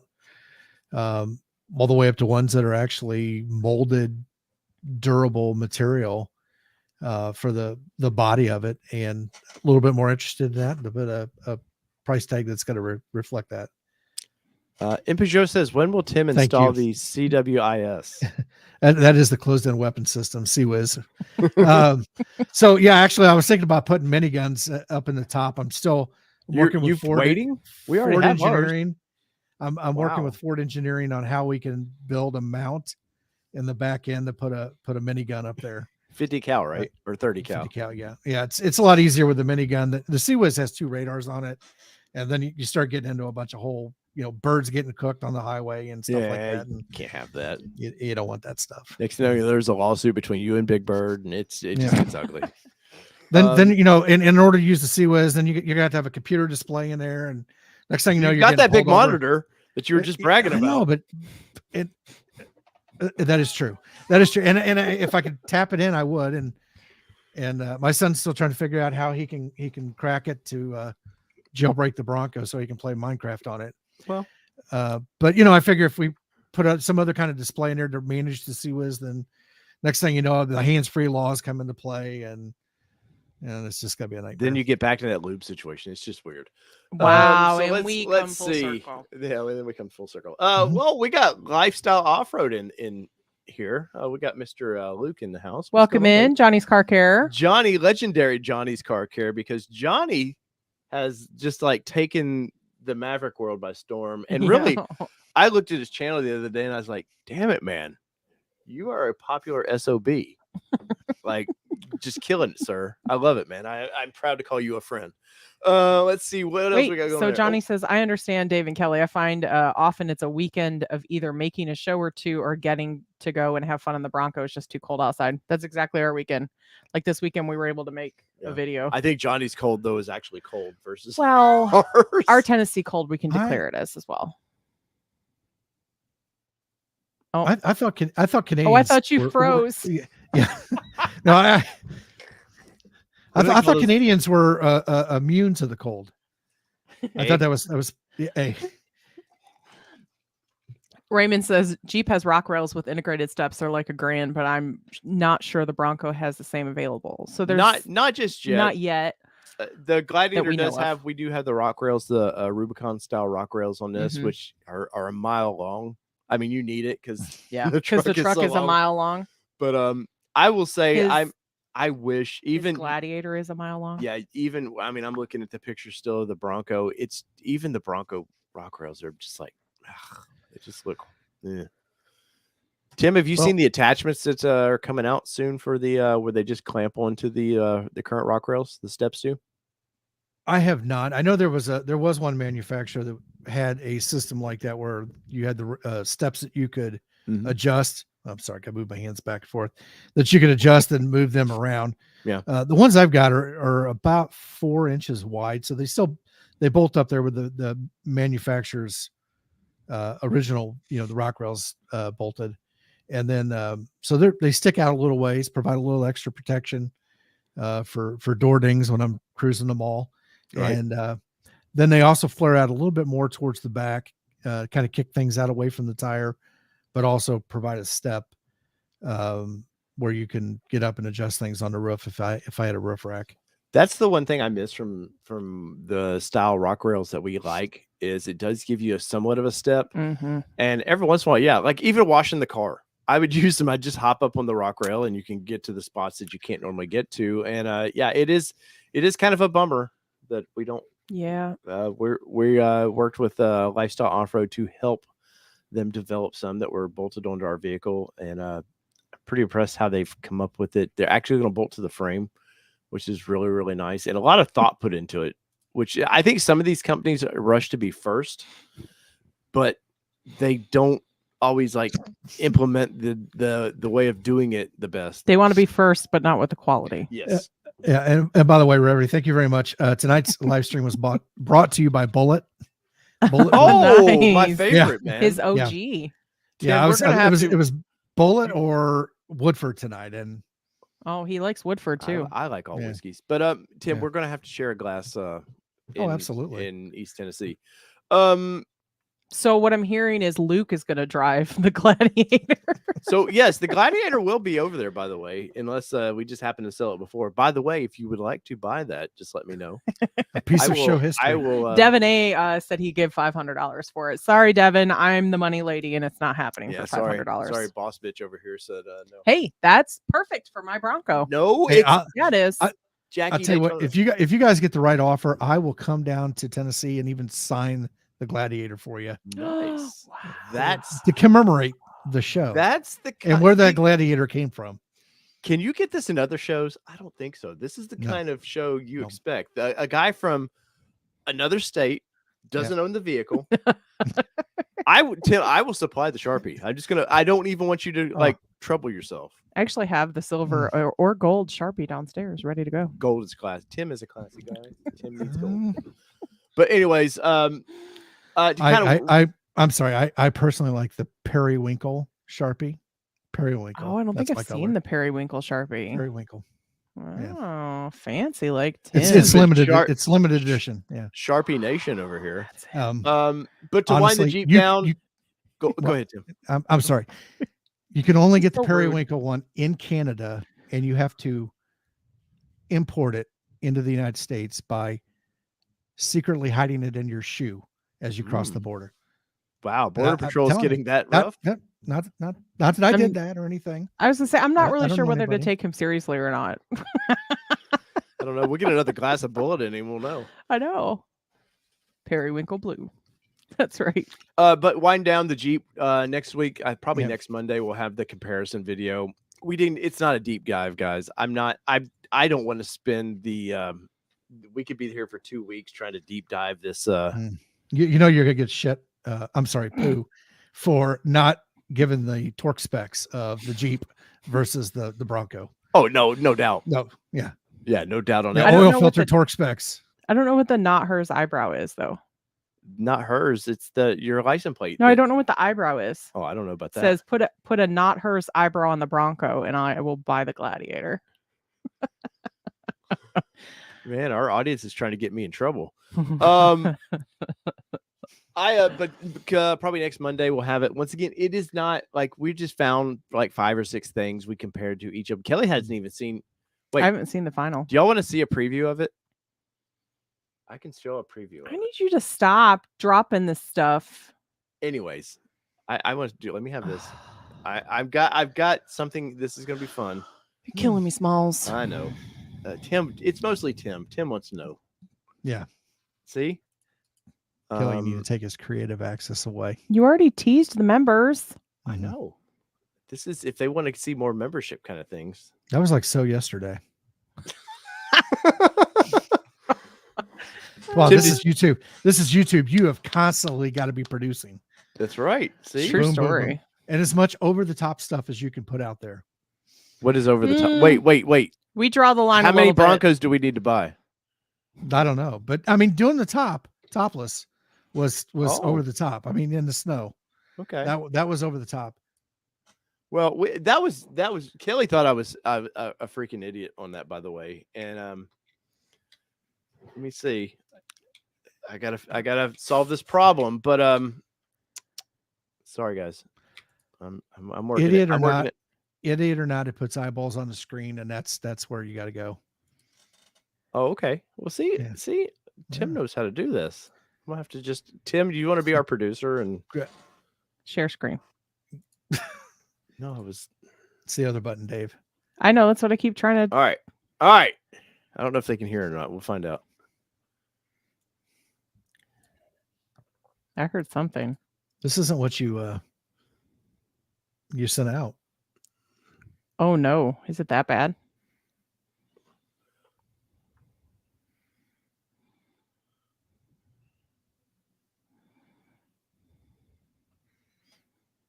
Dave, I'm sorry, Dave. Is Hey, that Dave? Is that your stairs to get up into the Bronco? Yes. Yes, that's Oh. my stairs to get in the Bronco. Okay. Yeah, all right, Kelly's wrong. all right, you're cut off. You guys are cut off. No more teasing from no more fun. I was talking to the audience, and you two are like ganging up on me now. I don't know that I appreciate this. Rivy, do you want to be on? You want to take Kelly's spot because they're being Oh. mean to me. You remember you're married to me, sir. That's right. I know where I'm married. I know where my goose is cooked. Apparently, you're trying to cook your own goose. No, I'm trying to find a new co-host that maybe not bash me. No, you don't think that Revy's gonna come in and beat I the know crap she out of would. you I too? know Because she just would. said boss bitch. And Nurse AJ, they both would like beat my ass about this. Oh man, we're having fun tonight. Kelly, what else we got going on here? I know you were like been keeping up with everybody what they're doing. M. Peugeot wants to see Tim's beard photoshopped onto my face. Okay. Would that be like Lord of the Rings suddenly? There's a big controversy right now with the Amazon Lord of the Rings that the I forget what the minor people are called. Somebody in comments will let me know. But the women are supposed to be bearded and they're not in the Amazon show. So What? yeah. I can't think of what Gimli, whatever his people were. 502 Bourbon Cruise says put it on the top of the windshield What's that? on the Bronco. This is not hers. Oh, I would totally do that. Luke, if you're still in here, send me that vinyl. And send me the 2 vinyls I told you about last week. Yeah. Oh, hey, does Luke can he cut vinyl? Yes. Awesome. Luke. I need to create a He's our guy. overlanding for fun with a Oh yeah, YouTube Luke's your thing guy. on it, Go with so I him. can put it on my No. So I can Luke put it on my doesn't wife's He car. doesn't do anything like that. What are you I'm doing? sorry. I'm trying to see if we can have some fun here, and our audience is. We're totally never like, going to get through the starred comments if you keep doing this. I know our audience is totally like, what the hell is this guy doing? God, you two talk amongst yourselves. I can't. You've taken the mouse away, so we can't talk amongst Yeah, ourselves. What's that over there? That's not the same. Let's see. 2 mice, 1 computer. Two internal mice in struggle. We're gonna The internal get it. struggle of altering All right. nation. Let's see. There you go. Let's see if this happens. Rad reviews for you says maybe Kelly and Tim should just do a show together. Wow. Man, We'll be like- If I had We'll be feelings, like- it got hurt. we'll be like cooking 101 on the back end of the Bronco. yeah. That's right. He totally just put me in a pigeonhole Well, cooking. Yeah, I cooked tonight, Tim. Jeez. Put that barbecue sauce in there with I'm those sorry. cocktail wieners and called it dinner. Damn right I Yeah. did. Yeah, hot dogs and macaroni and cheese don't count, Dave. Hey, it does if you're hungry. Yeah, that's a delicacy in my house. What am I talking about? Oh no. We had burgers last night that he burnt to bricks. So let's fix that story because we made these big, beautiful. I'm We like sorry. to use the 80 for our beef. Yeah, the 80-20. I'm sorry. And high fat. Hold on. Did I hear this right? You burnt meat on the grill? No. Listen, it was an accident because No, I also no. put butter on Dave, top of the meat. Dave, there's no accidents when you're handling meat. No. It depends on how much butter you put on it. They get slippery when you're handling your meat like that, you know? You're supposed to butter them after you make them because otherwise the butter burns. Anyways, What do you think this is? so Culver it was or something? fine. I need a new grill. My grill is very inconsistent. And yeah, I kept running out and checking them. Everything was going great. I spent 1 extra minute longer than I should have, and suddenly the damn thing's on fire in their cookies. And here's the thing. They left me 1 unburned burger last night and made 8. How many do you think were not burnt? That one. There were 2 on the plate that were burnt crisp. Did you throw away a bunch of burgers? The dog got those. But did you throw away a bunch of other burgers? Because there No, were I only had 3 2. by the time I got I there. had 2. Okay, so I got 1 tiny little burger What is this? Are we like that. our audience here? Are we trying to abuse them for our Rad right. reviews for counseling? you says never mishandle your meat, That's right. guys. That's right. Dave, don't overhandle your meat. Nope, Okay. don't do I'm it. still young, Tim. And Revy Yeah. says I'm irreplaceable, just so you know. Wow. Anna says I want to hear Kelly yell, Bucky! There you go. Oh, from the short we did. Tim, have you been to a Buc-ee's yet? I have not. Dude. Oh, it might be open by the time. No, it's not going to be Well, open. and that was Tim with all things Overland. No, I have. We don't have them here. Well, we don't have them here yet, but Mm-mm. We're getting when one in do you- Murfreesboro When's that? and the Buc-ee's. We're getting a Buc-ee's. And Oh yeah, then yeah. They're Yes. putting one in to Gatlinburg, Sevierville, whatever they want to call it there, but I don't think it's going to be open by the time. no. But fun. It's a fun little place. Great barbecue sandwich. It's like a it's a truck stop, But they don't let trucks happen. yeah. But my point to all this is, I did a short that nobody seemed to watch. So if anybody's interested in watching the short, I please watched do. it, Dave. Thanks, Tim. Revy says, "Is Um, there a DUI for YouTubers? There, no, I'm actually We don't drive, I'm so fine. It's this one we over just here. go downstairs. Yeah, it's just lightweight over here. That's You shut your pie hole. I'm a cheap drunk. all right.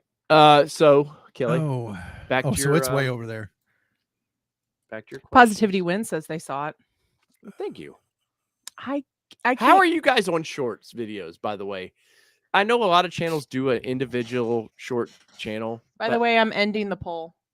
But we currently have 5,543 subs. I don't know that it's enough to justify a shorts channel yet, but YouTube like shorts. Tim, have you messed with the YouTube shorts at all? I played with them a little bit in the beginning. Yeah.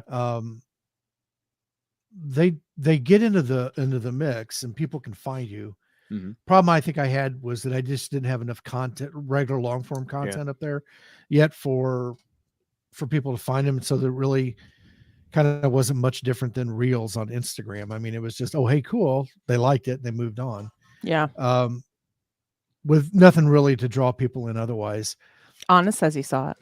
From what I understand, the shorts don't count towards your viewed hours. Watch time. So like in my case, and although I really not overly concerned about mobile. No, I'm trying to learn how to do shorts mobile. I tolerate shorts from certain channels. Yours aren't great. Yeah, we're getting there. I think that, I've seen people do, and I'm going to lump Instagram in this too, and a little bit with TikTok. There's either people that go off and do silly things on shorts. There's people that kind of create content that leads you back to a bigger long form type thing, or then there's somebody trying to sell you something in there. And I think it's the same thing with, you get a minute to do that. The thing I don't like, I personally don't like about shorts with YouTube is that you're in the portrait mode, not landscape. And I prefer everything being 16:9 in landscape. That just drives me nuts. It's the same thing like when you create something for YouTube and then you try to import it over to Instagram to at least let people know the video's there. You got to deal with their landscape format or portrait format. I find it frustrating. Well, I know, Mobile, you're not hurting my feelings by that by any means, because it's not my age group of trying to understand these things. We've had a couple that have taken off weirdly in India. I had one go from like 100 views suddenly within a couple hours to 2,000 views, and they all came from India. Very strange. But anyways, Tim. So Tim, that was the snow one. That was the snow donuts. Yeah. So do they get snow in India? Parts of it? Bangladesh? I don't know. I'm sorry, I was reading. They might have just been looking at the snow for relief, They might have kind of been. like we look at the beach in the wintertime. They're probably like all that clean water. They're just like, man, these guys just throw clean water everywhere. I tell you what, I've been to Sri Lanka. I spent about a week and a half there in Sri Lanka, which is a little independent island nation off the coast of India. And I'll never go back. One time was enough. I've experienced it and I will never go back. Oh, I've got coworkers that are from India, and they don't want to go back either. Go back. All right, Tim. So yes, sir. I appreciate you being on here. I've got some problem business to take care of. And if I don't look down, it'll be 4 hours later, and Tim will just be getting to his point. So, guys, go over to Overlanding for Fun. Several people already said that. I know. I saw that. I'm very happy. Man. Thank you, guys.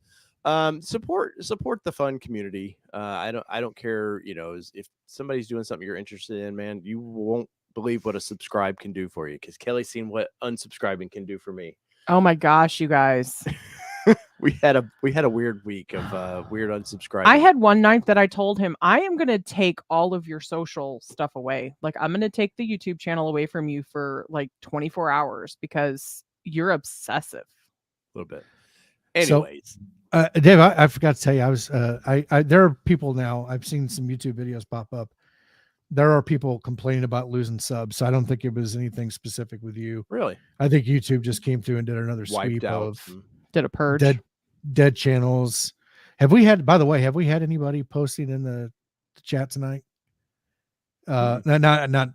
Not normal people, but any of the spammers or anything. No, like we that? haven't had spammers tonight, which is odd. So I think honestly, I haven't seen anybody unless YouTube just went through and purged a bunch of accounts.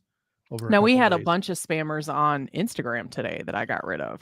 Man, Instagram's a garbage hole of that crap, though. Like, and it was the same one that came back again and posted the same thing, like within 3 minutes of me punting the post. Where are they Anna posting? says, Anna says, let's all go to the Ukraine. Honestly, are you trying to adopt an 18-year-old refugee? because I've seen a lot of memes for that. Anyways, Tim, I'm gonna have to let you go now because I've got some business I got to handle here. But it was good talking to you again, sir. Okay, guys, that's all right. Tim, do a live stream. I'll come mess up your channel. How about that? See that you're Wow, more than you welcome just told to. I Tim just to mess up your channel. I would.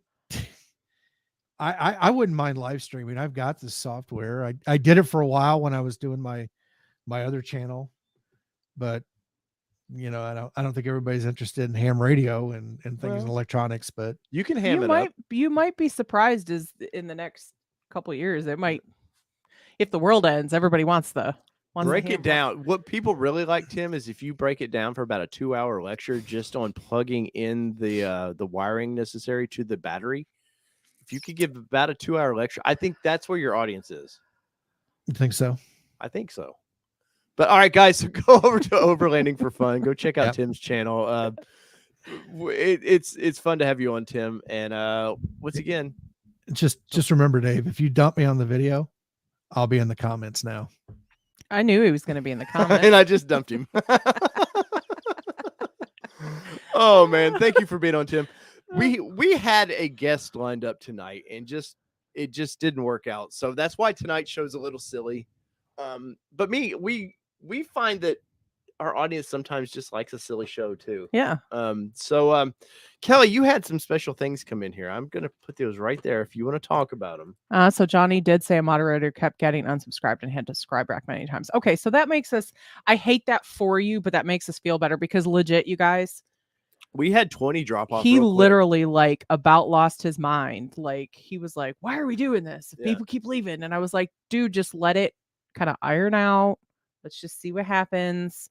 And then they started coming back up. So we appreciate those. If you were, if you did happen to be kicked, we appreciate you.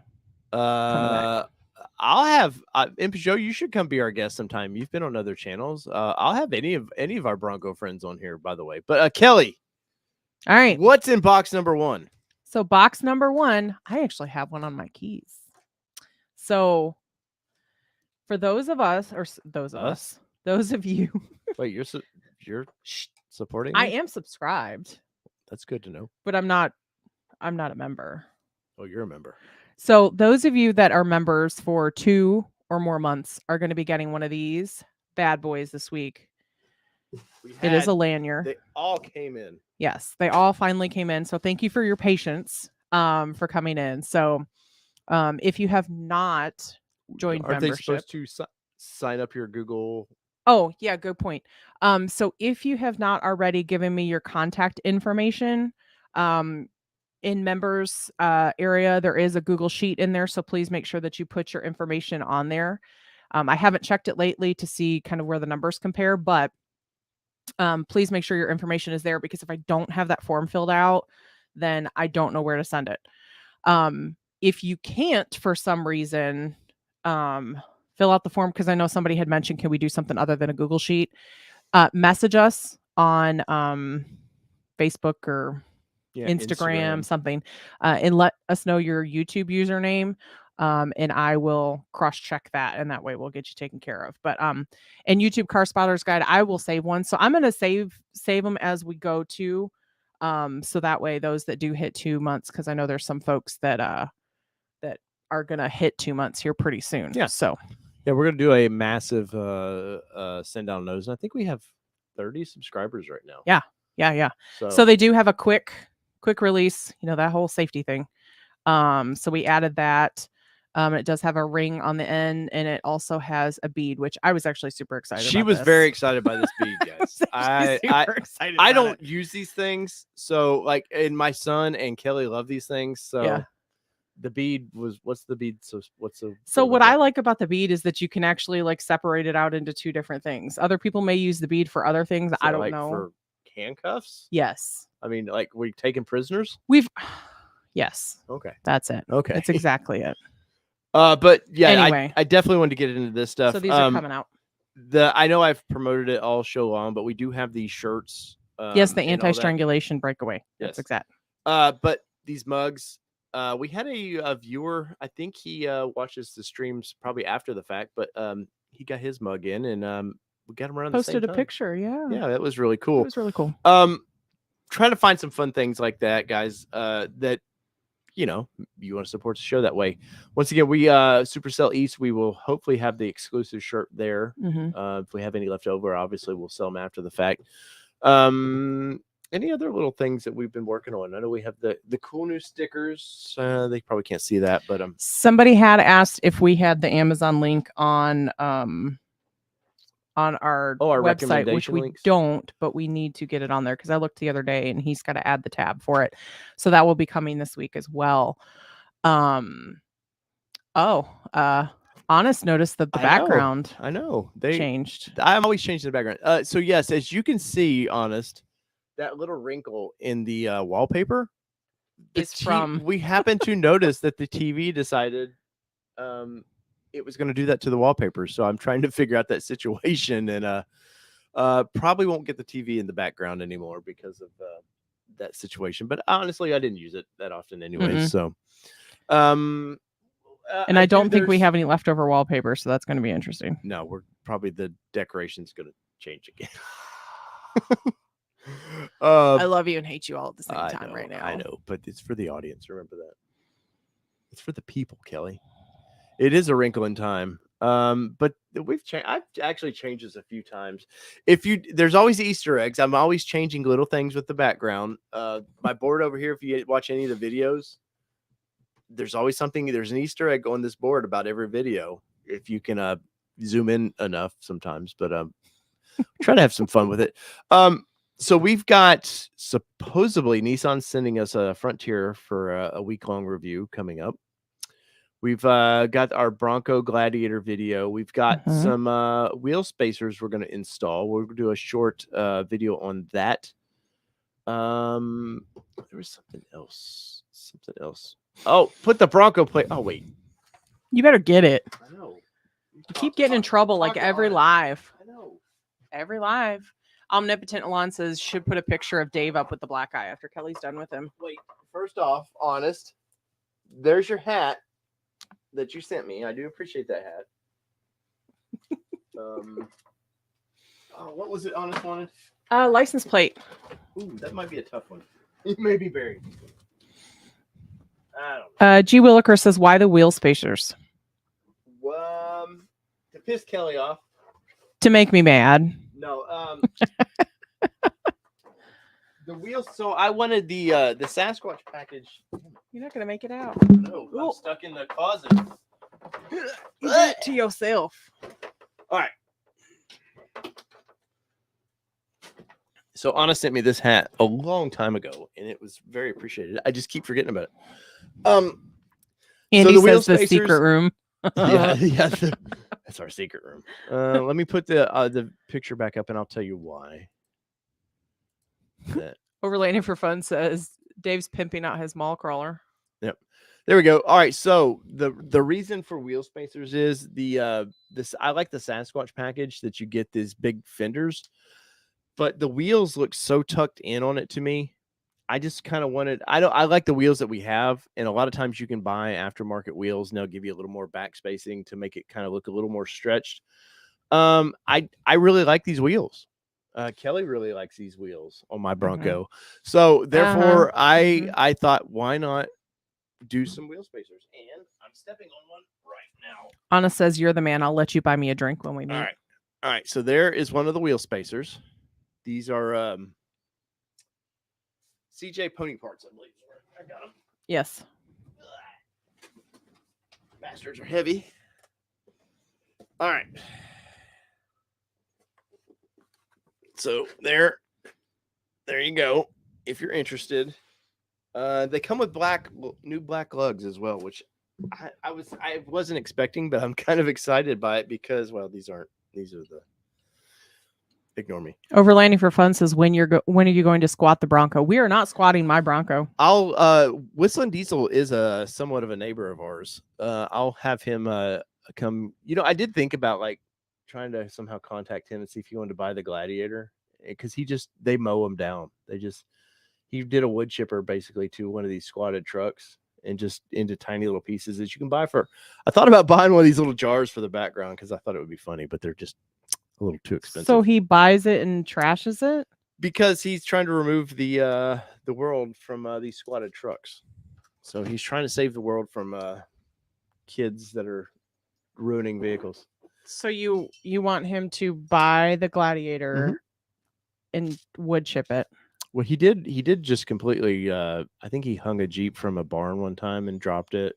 It was. I'm pretty sure he's not buying our vehicle for that from a cost perspective.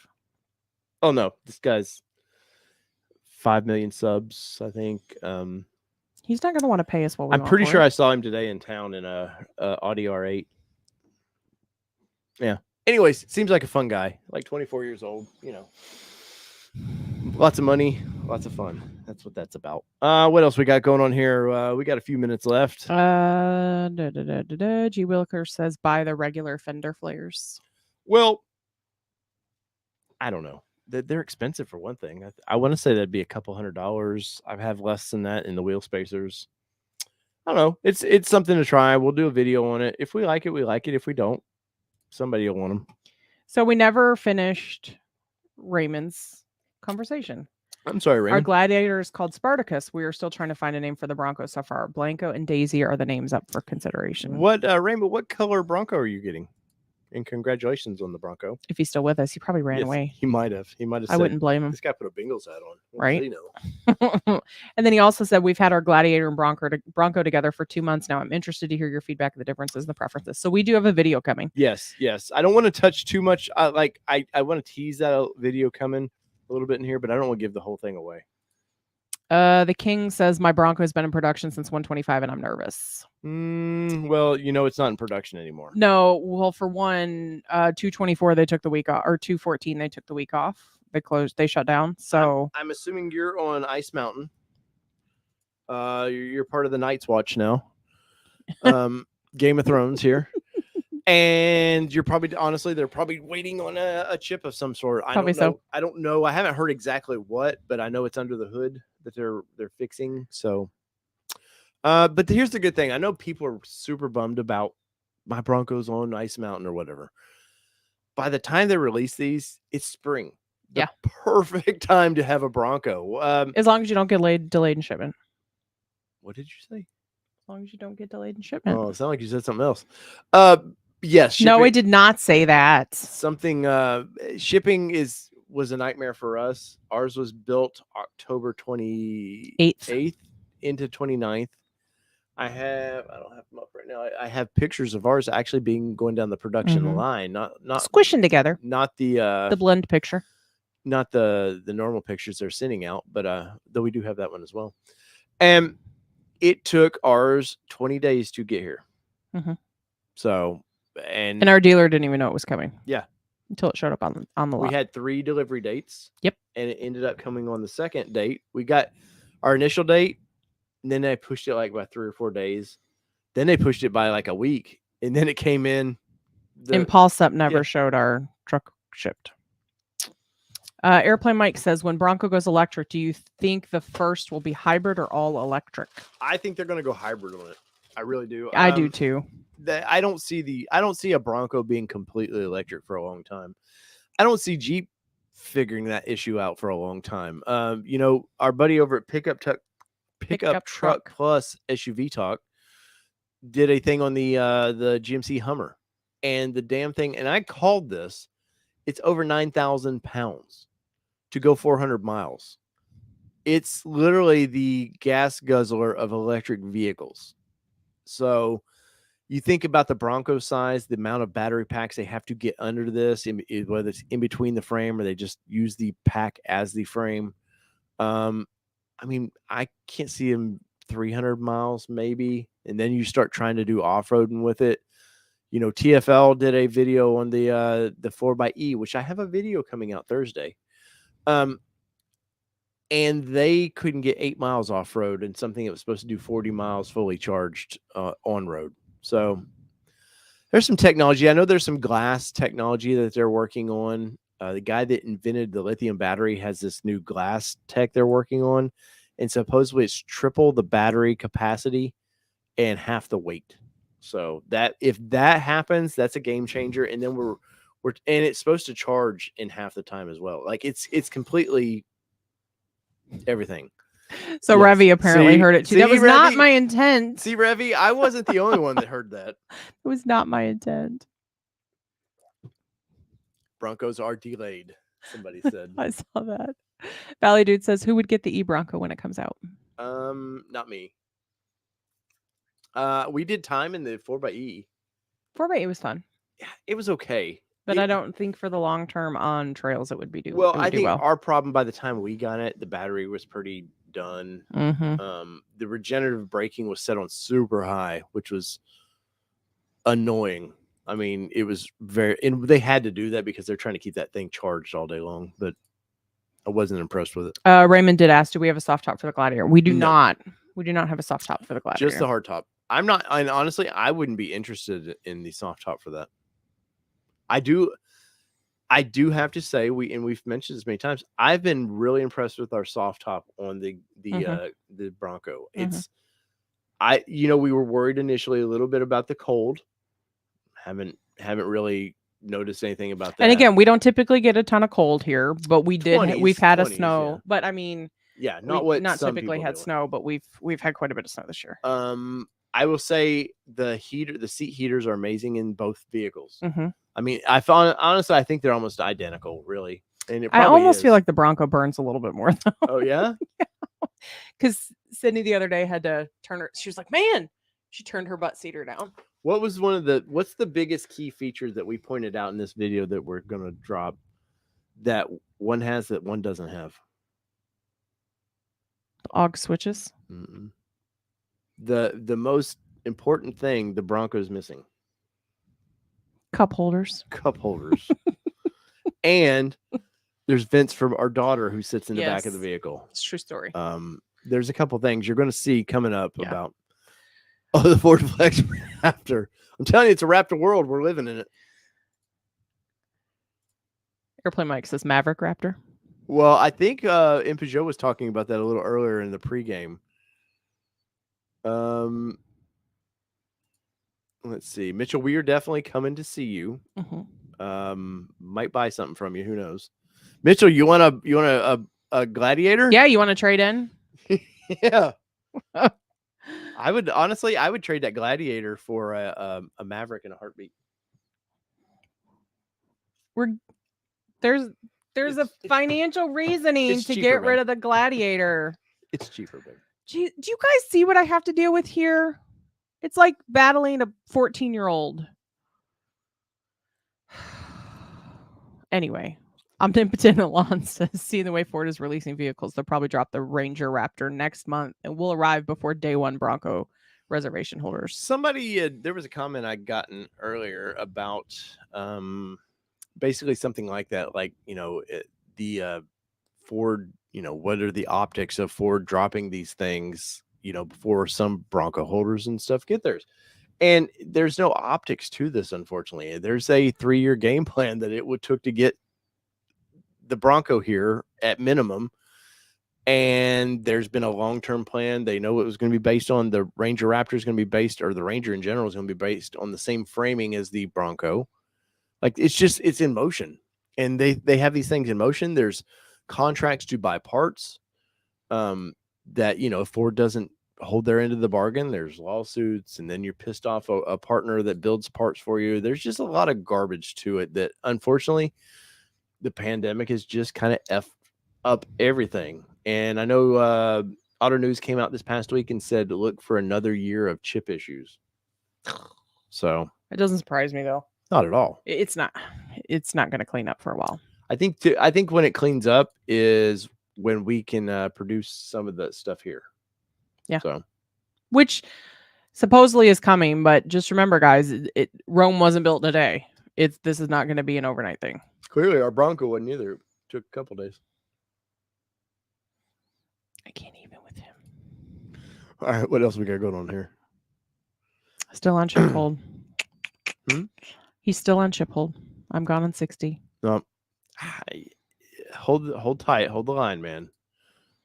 They're working on it. The hoods have been up out there. I've seen the photos, like probably everybody has, but I know you love this question. When the hell is Dave gonna sleep in Kelly's Bronco? Well, keep calling it Kelly's Bronco. Seriously, Dave, when? Revy says. Probably about 2 weeks. Honestly, the weather's this week. It's going to be in the 40s for the weekend, but doing it. Somebody wanted a challenge. They wanted to do it for a challenge. Crazy Carney 82 says, "Did you buy the Sasquatch package?" Yes, we did. Yes. And here, pop it. And welcome to the channel. Pop it back up. There you go. There is. Hey, Ooh, it's in my that's different. face. It's better that way. Yes, that is our 2021 Bronco Squatch. Badlands Sasquatch package, 2.7 liter twin turbo V6, making that whopping 330 horsepower, which would be cool if Ford Performance brought that tune out for that. I want more power. That thing will scoot, but you give me about 30 to 40 more horsepower, and I think, yeah. Because, they were talking earlier about Raptor and this, it's 400 horsepower potentially. Is 70 horsepower enough versus 2.7, Like, is that a big leap enough to make it a high performance Bronco? Right. And I know there was a lot of debate where people were, they needed to put the 3.5 in it that the current F-150 Raptor gets. It's like, they're just never going to. I feel like you're trying to hide me on purpose. No. But G. Williker says it looks like race red. It is not race red. Nope. It is rapid red. That's right.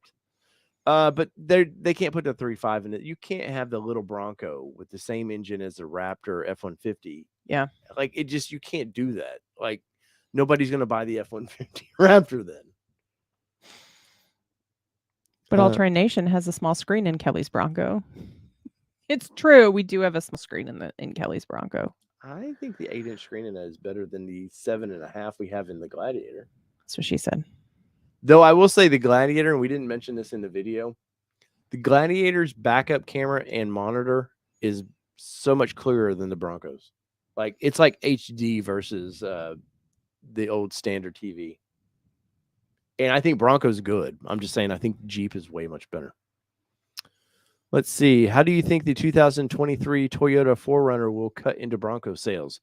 That's a good question, Ronald. I don't know that you're going to see a 23 4Runner. I think you might see a 24 4Runner, but they will. But they'll be like Jeep people jump to Bronco because it was something new and cool. Jeep people jump to the 4Runner for a little bit. I have a feeling the 4Runner is going to be really cool because you're going to get some hybrid technology with that one. You're definitely getting hybrid technology with that one, as the Jeep or Toyota right now with their 3.5, where they have the hybrid version. It's a transmission. It's for torque, really. It's not for better mileage. But me and you drove the Toyota Tundra with the hybrid system in it. Thing will get up and go. Very nice. So if they put something like that in the 4Runner, because you like the 4Runner. I do like the 4Runner. I don't like the old tech in it, but I like the vehicle itself. It's very capable. They know what they're doing. That was bad when Kelly dropped a review on the 21 or 2 4Runner, and the tech in the thing is so old. Yes. Like it's like something. The screen is something out of like the late 2009s eras. It's like just awful, honestly. But it's a great vehicle, but I can't. That's something now that I think is going to date vehicles. Is the tech, the screens and stuff in it, because that's what that felt like in the 4Runner. Yes. Just felt it didn't. The rest of the vehicle felt current, but that when you see that screen and that center dash, you're just like, this feels old. So, what you got going on there? All right, so I couldn't find the poll where we had put, but Crazy Carney did say, "I missed what you said about the Jeep's hybrid. Can you repeat that?" So we actually took a ride in a Jeep hybrid at a press event that we did. Well, we drove it. Yeah, we took a ride in it. Sorry, I mean we drove it. Yeah. So I mean it was kind of fun. Jeep. It was definitely a little different though. It was hybrid. Jeep is a Jeep. The one great thing about a Jeep is you know what to expect when you go from a Gladiator to a Wrangler. The problem with the thing, you know what to expect when going from a Gladiator to a Wrangler. And we did time that weekend. We did time in the 392, which is freaking amazing. and we did time in the new 4xe, which is freaking amazing. But the problem is, interior wise, nothing felt kind of special. Yeah. The 392, yeah, they do the gold trim and all that around it, but it just didn't feel that special. I mean, it drove special. Trust me, I don't mean to crap on that vehicle because it's a nice vehicle. But the 4xe, other than you could tell you're driving when it was in electric mode, you could definitely tell you're driving an electric vehicle. That makes complete sense. Yes. Yeah, that's Raymond's dead on it. It is. It's that bad. We actually have talked about that. Like the backup cam is not as good in the Bronco as it is in the Jeep. The resolution just in general is not as good in the Bronco as it is in the Jeep. So nailed it. And I will say this, way better than our Titan. So as much as we're kind of beating up the Bronco on that, way better than our Nissan. So, but as far as the 4xe, you knew you were driving an electric vehicle, but as far as the interior, anything about it, you just felt like you were in a normal Bronco. Yeah, I just felt like I was in a normal Jeep. Yep. So those that asked about the poll, that was the results. I copied and pasted it from a bit further up. For whatever reason, it just kind of got buried. So if you could buy them right now, pick Ranger Raptor or Bronco Raptor. So let's see. Bronco Raptor got 65%. Wow. It was different for a while. Yeah. And then the Ranger Raptor said 34%. 110 votes. That's a lot. I think that might be one of our biggest polls. Maybe next week we ask whose Bronco it is in the poll. Yeah. You know who's going to win. Yep. Me. Just saying. Raymond, I agree too with the lighting on the Gladiator is better due to the center post. We actually talked about that a little bit. So I have a fix for that. I think the sound is we know the sound is better too. Oh yeah, the radio sound because you've got that cross post. Luke with Lifestyle Off-Road, who just got his Bronco back, that was the first thing he noticed and he's changed his speakers out. The sound. He was like, still night and day difference. Like, it's a bad system. Yeah, Kevin says hybrid in any manufacturer's BS. Yes. Yep. What else we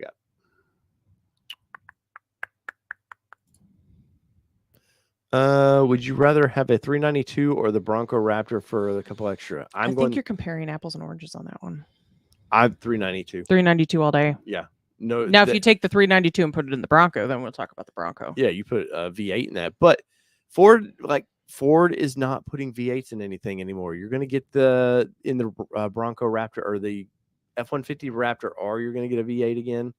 It's the same V8 they're putting in the GT 500. So you're going to get 707 horsepower, or whatever it is. It's going to sound amazing. It's going to be amazing. And it's going to be one and done.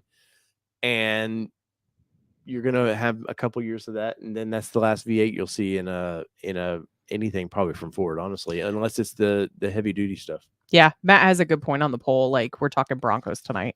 Yep. So if it was a if it was a if it was a Ranger poll, yeah, to your point, that's absolutely. Oh yeah, no, I mean, I did expect that, but Ranger is a hot topic, or it's about to be a hot topic. What else we got? Jordan Parker says the Bronco Raptor is a lot more than a different engine. Off-road capability blows the base Bronco away. Super cool. Well, of course, man. I mean, there's Jordan. I mean, yes, you're getting. It's a different engine. It's a hotter engine. It's a more tuned suspension. Yeah, it's definitely different. But I will say, and I love our Bronco by far. I like it more than the Jeep right now. But Jeep, if I have to go with a V8 Jeep or the 3.0, which I have not driven, so I'm saying this blindly, the V8, there's something emotional about hearing a V8 start up. Yes. Whether whether Teslas can whip it or whatever, there's an emotion to it. When you push that button and you hear that thing start up, it's just, I can't explain it. It's just great. And I know I've said this multiple times, but when we went, I may or may not have put it in neutral and revved it about 6 times before we rolled up to our parking spot, because to his point, there's just something about a V8 that just rumbles your soul. Mm-hmm. And then you makes you feel good about it. The TRX, which was even better to hear the supercharger whine. Yes. Even better. Yep.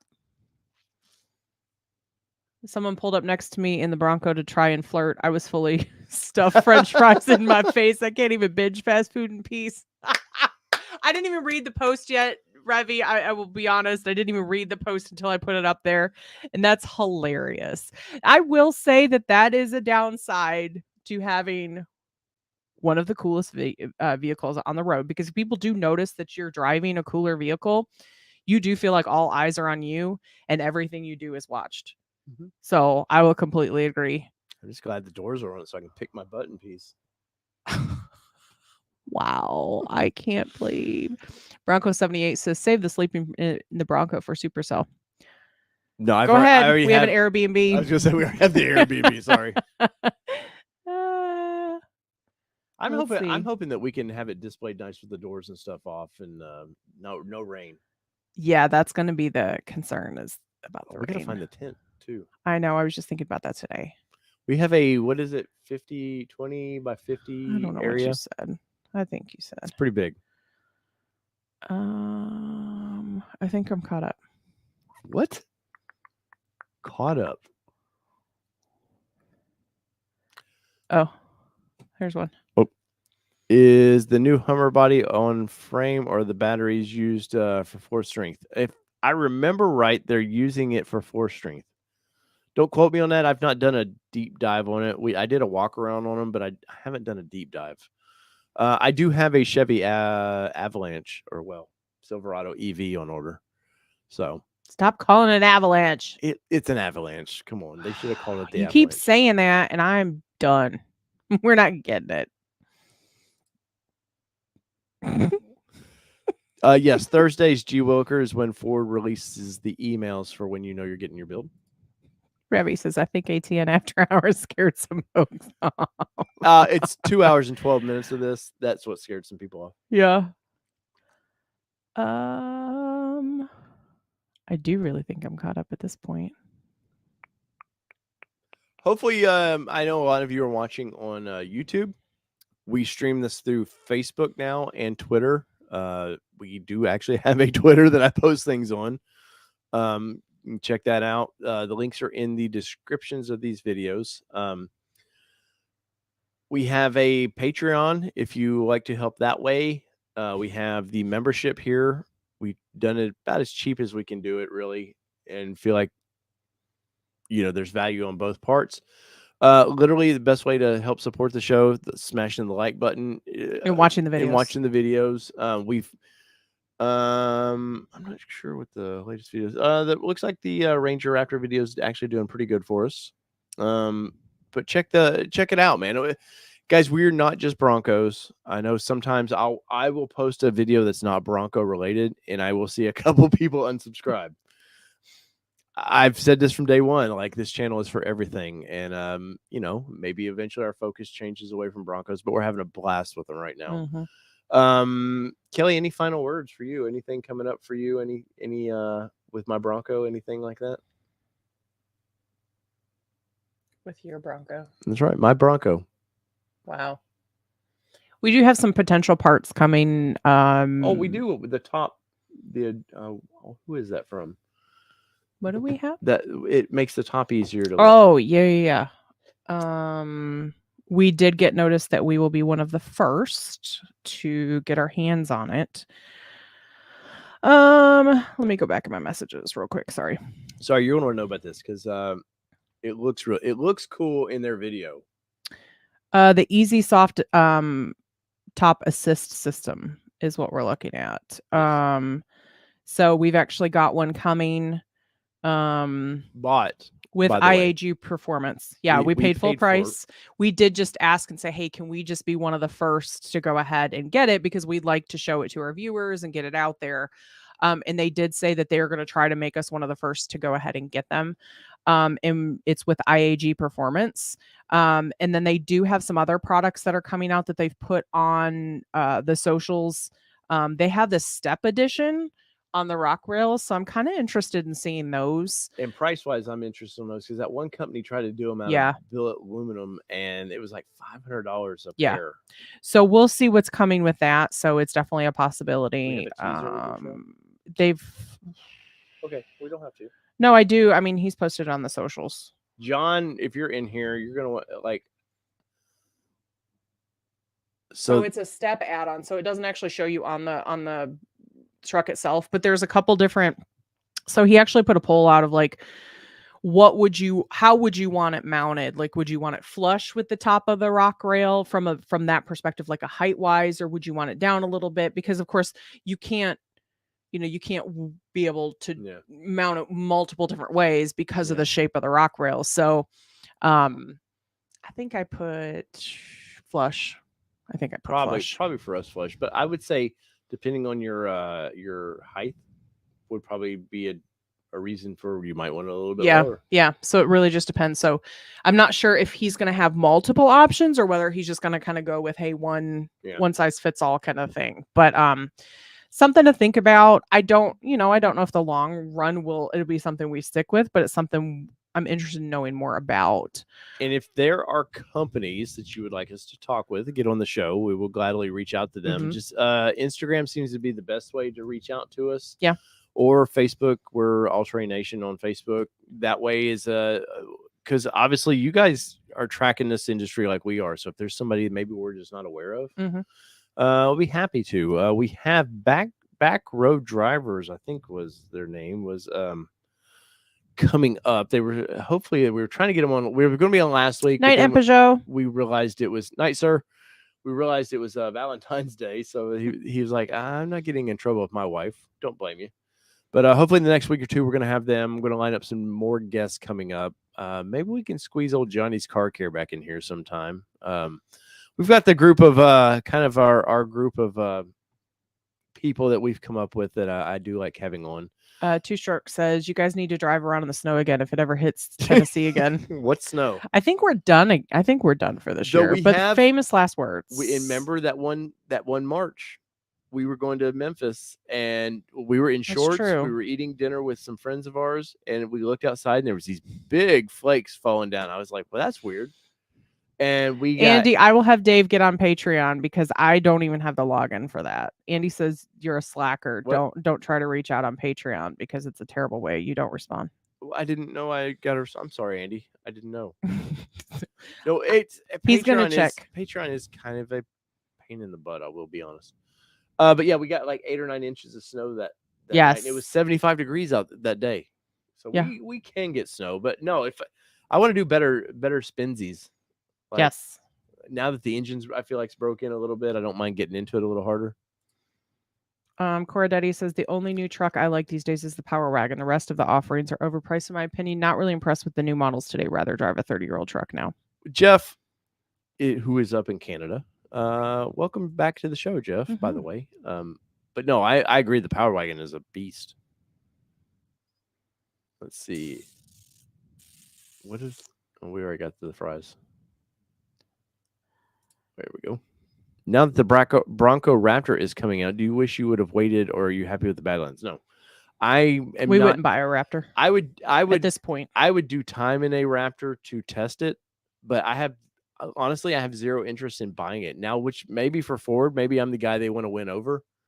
I do want to experience the 3.0 in that vehicle, but I'm super happy. Once again, it comes back down to V8 versus the kind of wimpy sound that V6s do. And, I know you can add some exhaust to ours and it'll give it a little bit of a grumble, but it's not going to be like a V8. So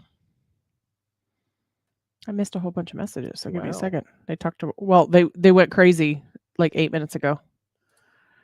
Jeep sounds so much better, Jordan says. Exhaust note in the Raptor is a miss. Yeah, they're trying to do these weird trombone.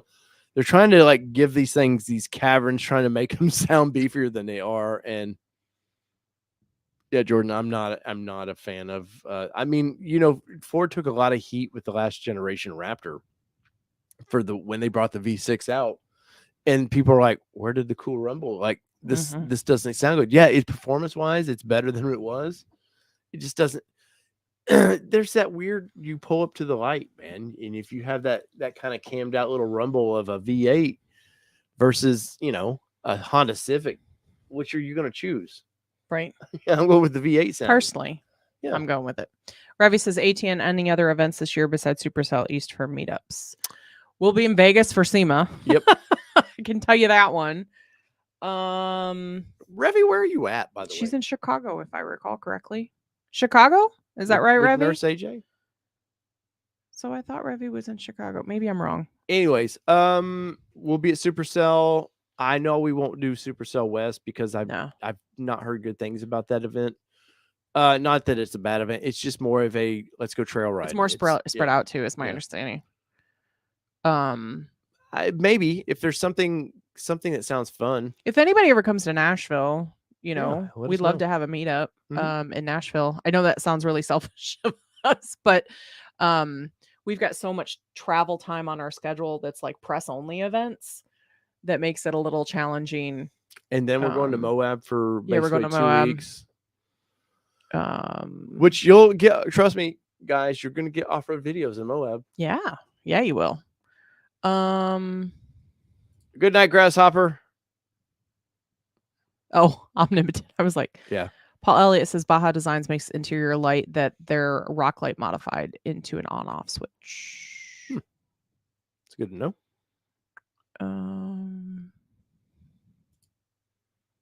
Oh, I messaged you back when I sent the beanies and you were sick.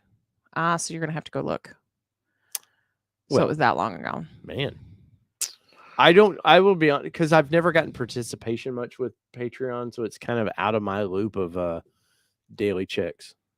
And you guys have seemed to like the membership here, so it's why it's probably gotten my attention. But we have not forgotten New about Mexico. you, Revy's in New Mexico. New Mexico. I was out in New Mexico. I drove from Nashville, Tennessee. We did a test on a 2016 or 17 Nissan Titan XD diesel. I drove from Nashville all the way to Phoenix, Arizona. We picked up a vehicle to tow back. Sorry. And I love New Mexico. I got a amazing picture of. I don't know that I've been to New Mexico. The sunsets there are so pretty. It's actually one state I don't know that I've been. It's probably it's you always see that like the whole. Phoenix and New Mexico are very similar from my understanding. Yeah, just that pretty sunsets. Easter Jeep Safari. Jordan Parker, are we doing Easter Jeep Safari? Probably not. I would like to cover that sometime, but that's a Moab the past 2 years, obviously with the night crazy Carney COVID and stuff's been nightmare. And we just ended one of our events that we put on and kind of just, I don't mind covering an event, but I don't want to be a major part of one. That's for damn sure. Oh, not anymore. There's way more that goes into putting on an event than people understand. Like until you actually do an event for several years, you really don't even have a grasp on what it consists. Man. We did it for 11 years and he did it for 11. I did it for 10. So it's and there's a reason I came in at year 2 because it's a beast. It is a beast. Yeah, maybe we can figure out something out west, Revy. That would be great. Paul says there were several exhaust YouTube videos for the Bronco last week. I'll have to check. I know there's been a couple channels that do them, but I haven't. I've been trying to keep away from some of the other channels because I like my opinion to be my opinion. Yeah, he doesn't want to sway it. Sometimes you watch somebody else's channel and you might go, oh, shit, yeah, that's a good opinion. But I kind of like things to sit on my own. So I've been trying to back away from Bronco channels. But if you guys see something like that, let me know. I definitely want to watch it because I do want to put an exhaust on ours at some point. Like, because our Bronco is to be built now. We've played with it in stock form as much as we can. I said ours. But please don't do it what you did to the Juke. Do it. Don't ruin the sound. The Juke sounded amazing. Please don't do that. Oh, it's going now.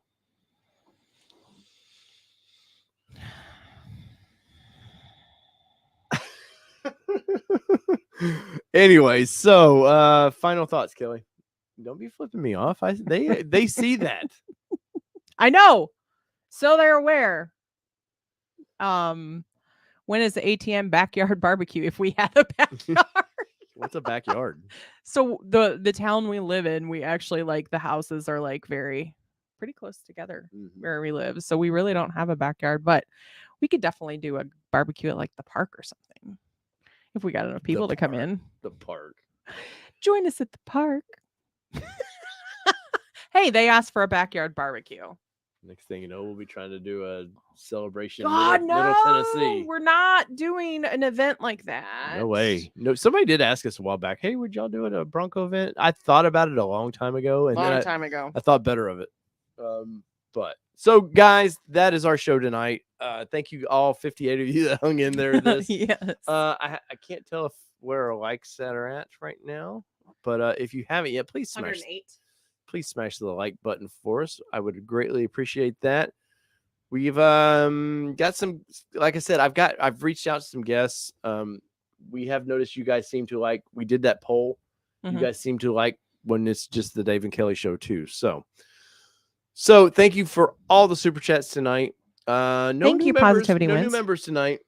Revy hit 2 months this month. Or Revy hit 2 months tonight. Oh, she did? Yes. Congratulations, Revy. But so whether it be 2-wheel drive, 4-wheel Four-wheel drive. drive, you know the drill. It does not matter what you drive as long as you're driving a Bronco on Mondays. Wow. This is your All Terrain Nation. I'm your host, David Boyd, alongside Kelly Boyd, and we're out. Peace, everybody. Bye, guys.